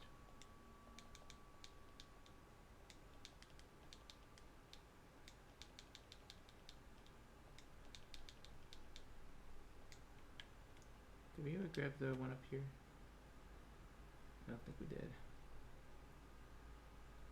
Maybe we just have to reload the area for real. Oh, I think we did go up there actually. Ah, Syllabus. You never cease to be a thorn in my side. Yeah, we did. Now let's just try reloading it this way. Maybe that'll do the trick. If it doesn't, I don't know what to do.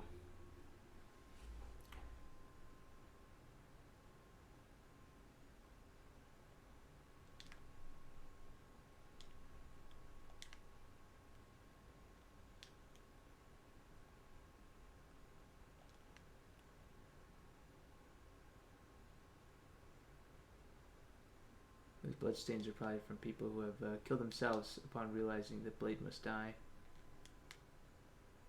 Couldn't take it.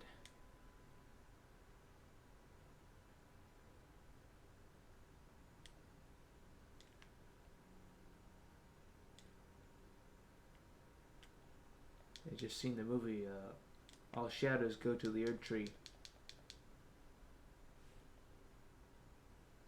Made them tear up. There we go.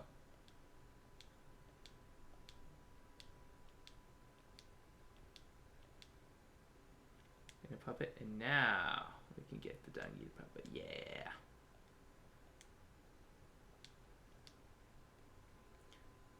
With that accomplished, we can talk about the scheme.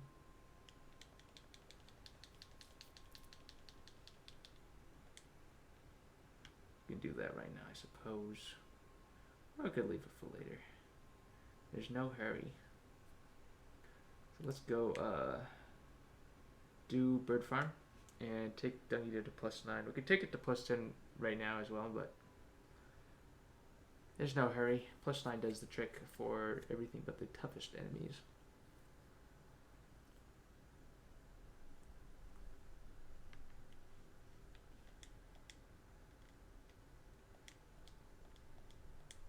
Oh.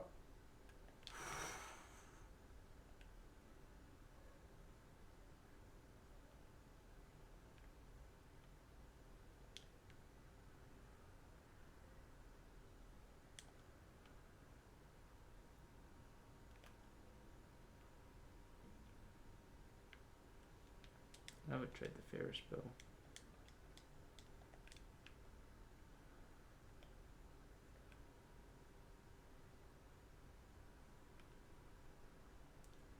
That's pretty cool.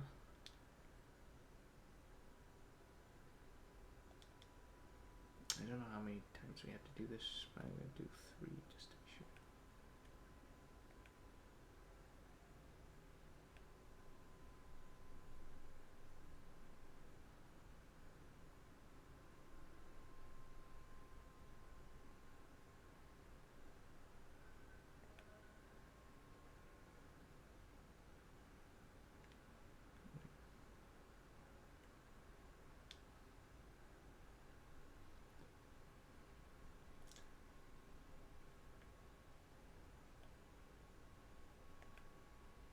barrage will be helpful.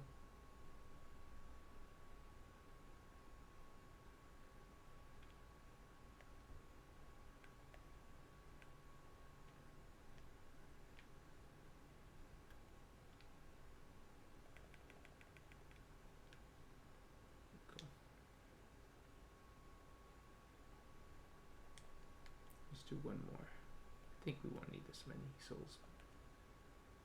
Never hurts to over prepare.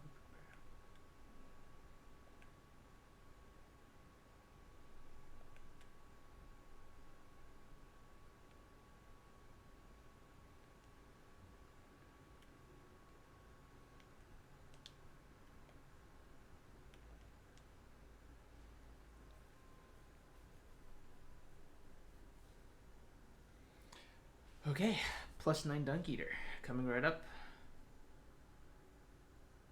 It's gonna be nasty.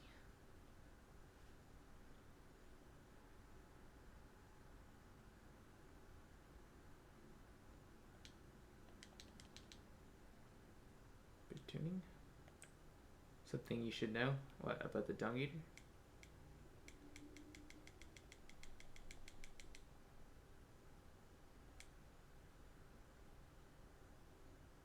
Wait, we don't have a Ghost 7? Did I get Grave 7? Oh no.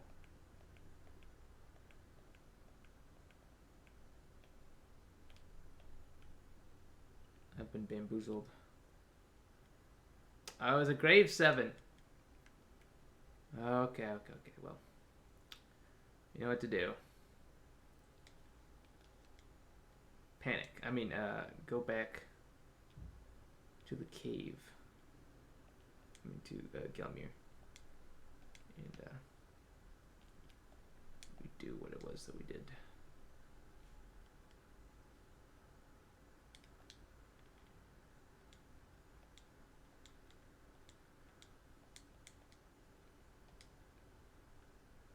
I know there's one in Gelmir. I just got the wrong one.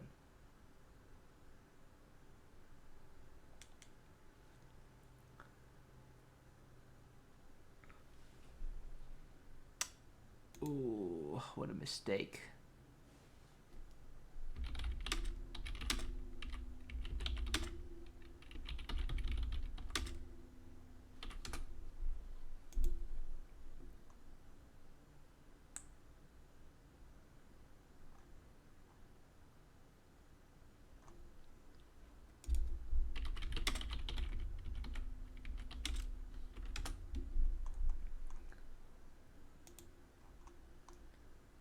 Gelmihir's grave. From the first chariot hallway.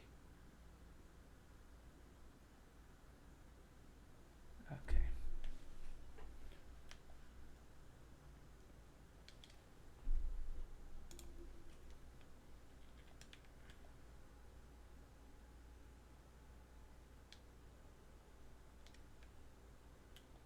Let's do this.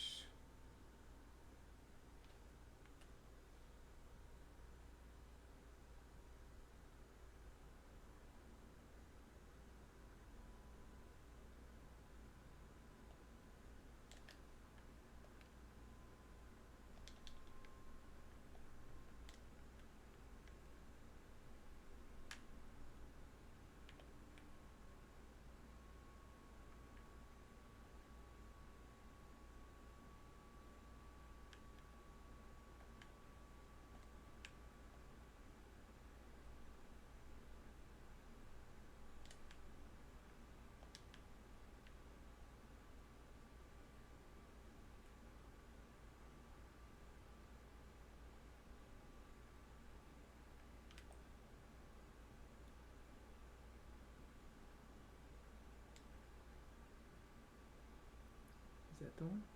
I think they just grave one. Or grave 7.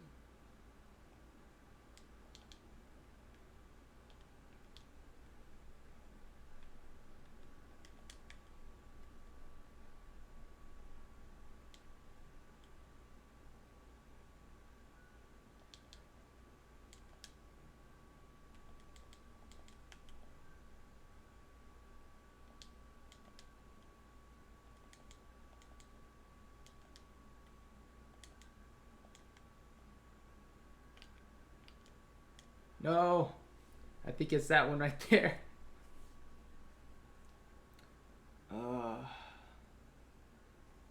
It's that darn whatchamacallums. Pages. Page nothing. I think we should. I think I know what to do.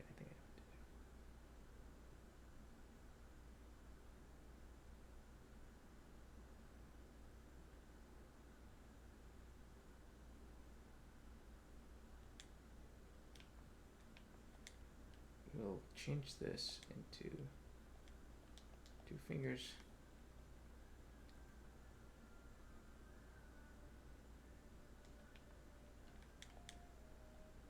You can see the flask.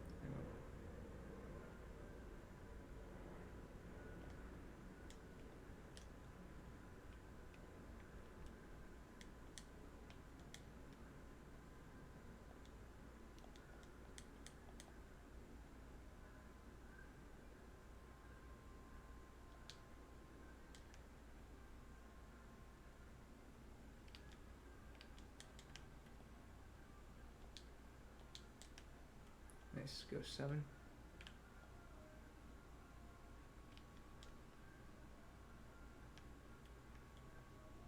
I think it's a gravestone. Oh, whatever. We've gotten what we came for.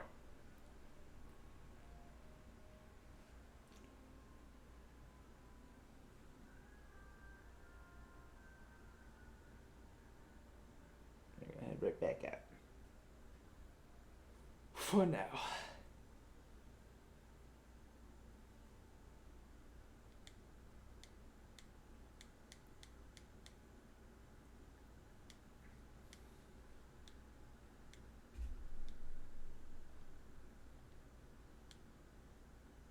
Come on, game. Please don't take 5 million years to load.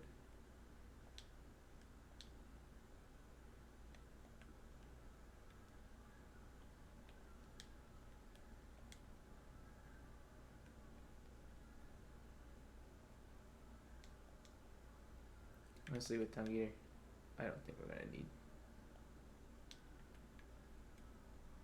the blue dagger.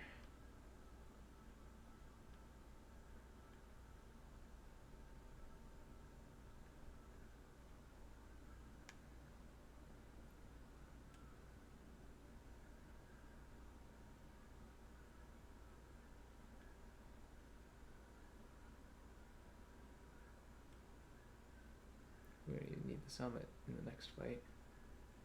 Godfrey is immune to BS. Cheesy BS like this. Oakley dokley. Let's go back. Do bird farm again. I know it's a bit tedious. But with this, finally, we can take it to plus 9. And we could go to plus 10 if we really wanted to. We'll do it in a bit. And maybe we'll do it right now. No, we'll do it in a bit.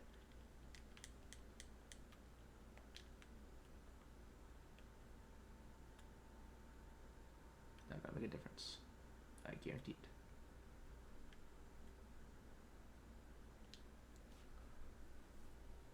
At least not an appreciable one.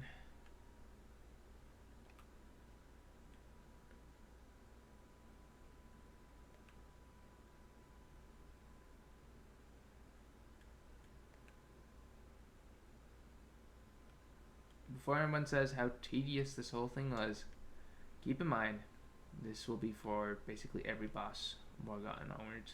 Morgott, it's not necessary, but makes it super easy. And for everyone else, just quality of life.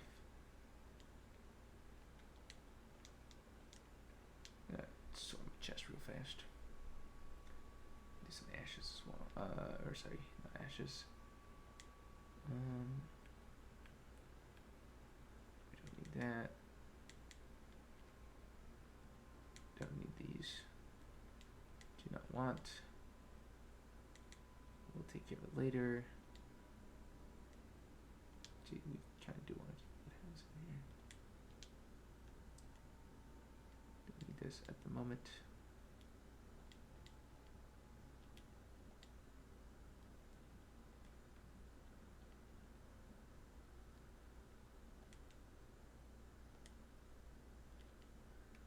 Let's get that off.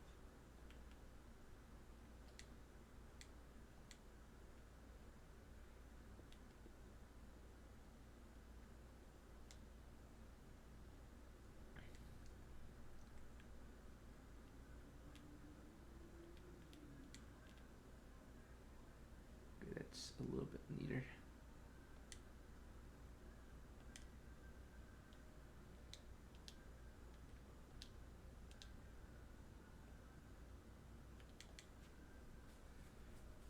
Now +9 Dung Eater. Yes. That gets us basically all the way up to Placiduous, I think. It's seriously that powerful. Although +10 is probably preferable for everything. But getting to the mountaintops, not an issue. Why am I going over here?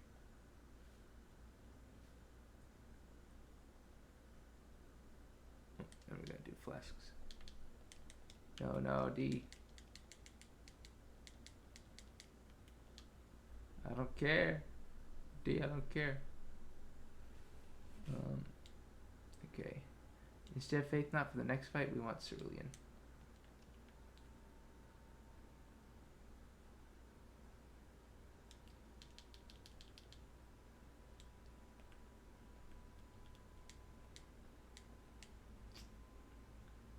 Oh, we don't have enough. Wow, we really need a lot more runes. I'll just sell.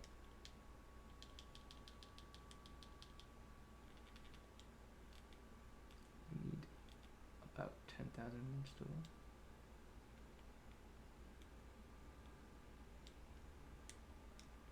I think that's enough, is it?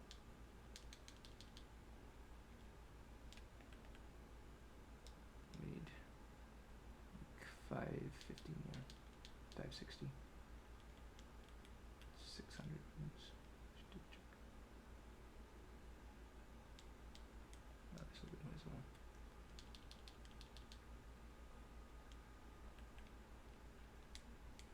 There we go. Like that. Dog's been replaced.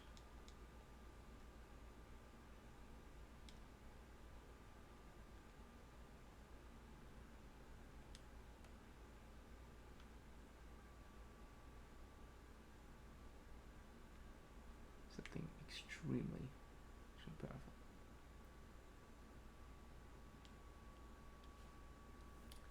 Ta-da! Off we go. Let's go, Godfrey, get that 4th talisman slot. It's been like 10 hours, at least, probably more than 10 hours since we started this game. Finally, we're just getting the 4th talisman slot. Definitely not as fast as Elden Ring Showcase, but a lot of that comes from faffing about inefficiencies, stuff like that. And of course, we're doing this all without leveling up as well, which just add a little bit of time. Honestly, we don't even need that. Let's just armor up. Heavy armor. Physical resistances.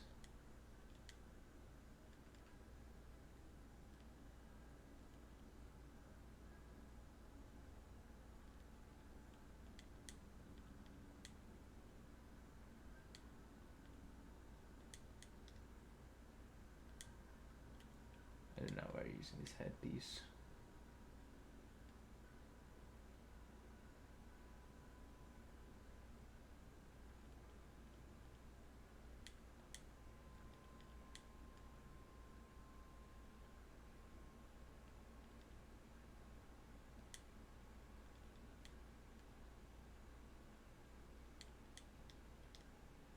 Disgusting.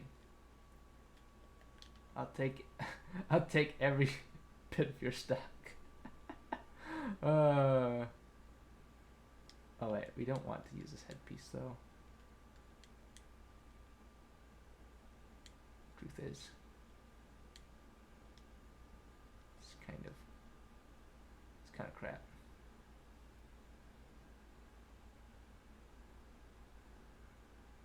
Because it reduces our FP. In this situation, that's not great. We are relying a lot on our weapon art to carry us. So we'll just go this more balanced loadout.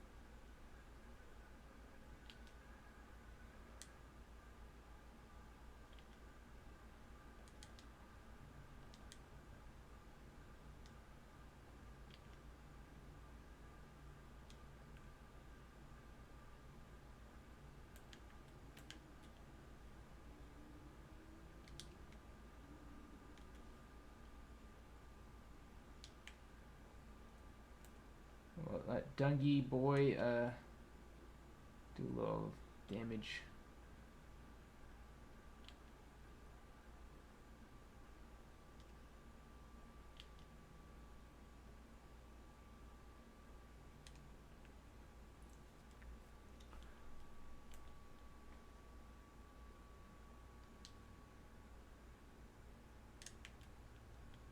We just want to make sure we don't die here, you know? I mean, Dungy could probably solo this, honestly.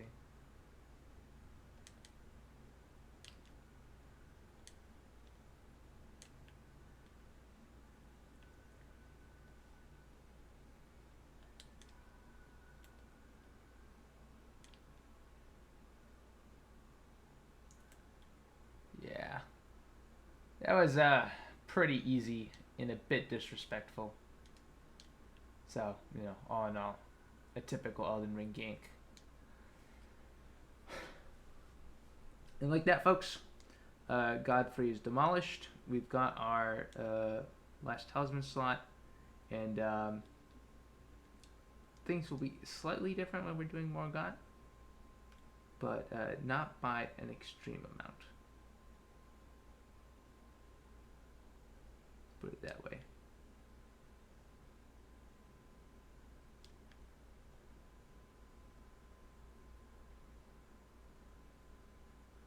Might as well grab next race while we're faffing about.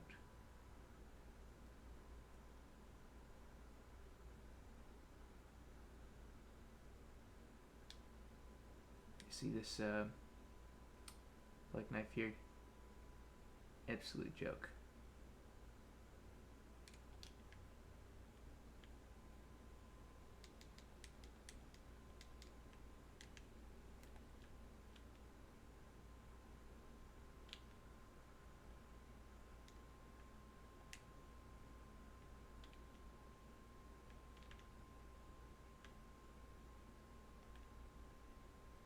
Look at that.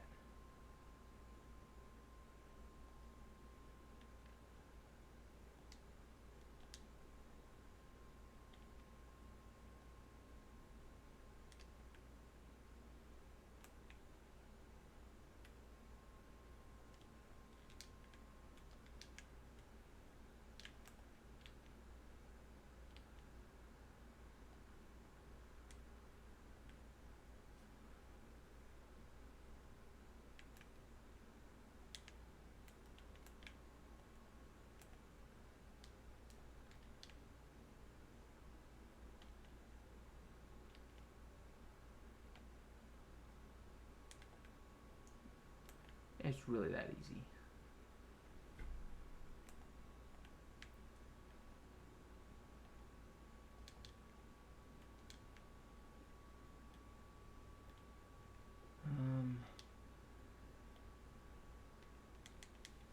I guess we'll just reinvest these souls or runes. We could just go trash Morgott real fast as well. It'd be a good stopping point.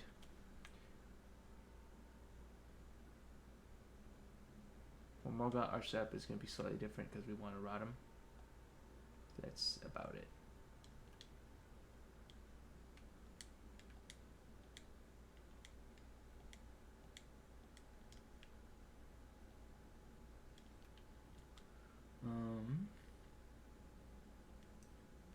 Go to that. Oh, let me get another slot. Very nice. Holy Resist might be the play here.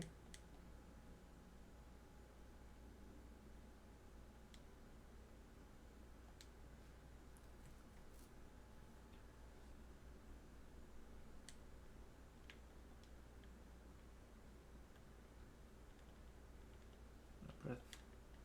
And all importantly, we want this thingamy.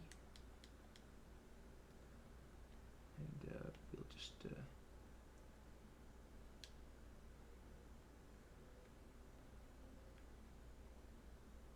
Sanctuary, yes. I believe we are ready now to take on Morgott. If I actually remember how everything goes in this fight. But yeah, we're just running 3 defensive talismans. We're going to swap the flask over. Oh, that's right. I almost forgot. We got to swap the flask over so we can do rot. It's probably not required, honestly, with Dung Eater, but it'll do.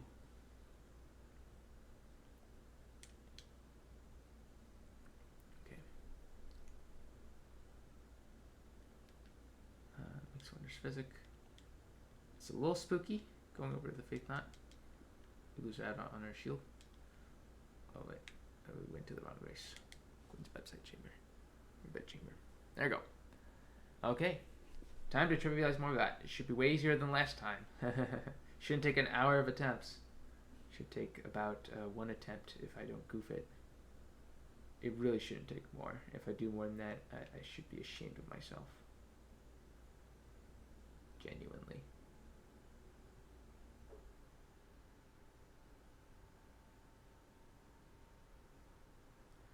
Well, you can summon... You can even summon Melina for free up here. We're not gonna.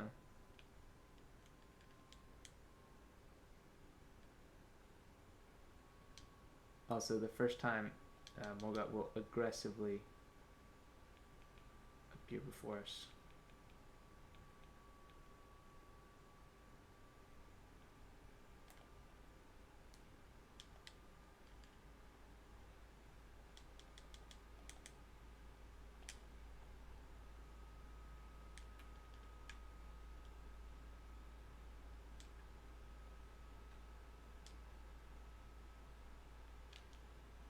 One, two.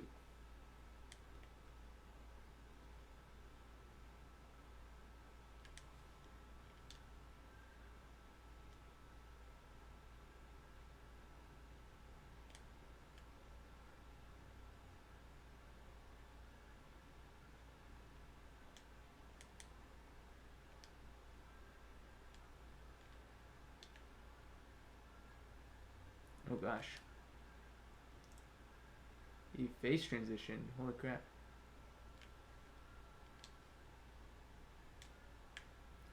That's too gosh darn fast.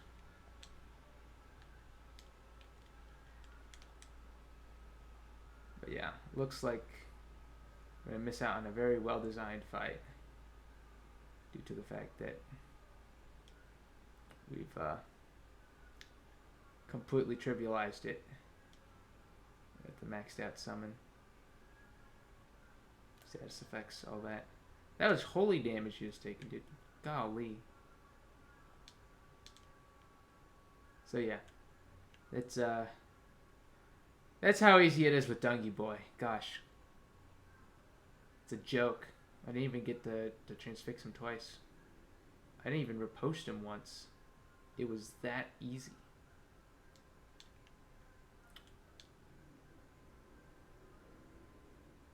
Filthy. Filthy.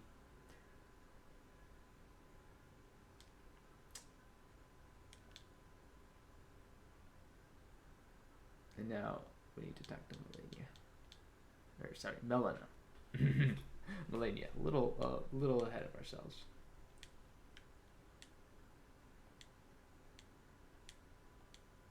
You knew this was gonna happen.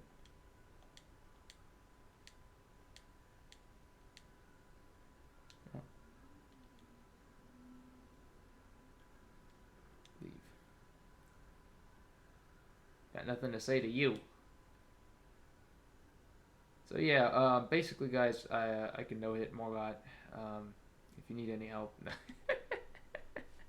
Well, that's, like I said, a good place to stop. Really shows the power of Dung Eater, but how clutch he is, we will really discover later on in the playthrough when we get into the real meaty stuff.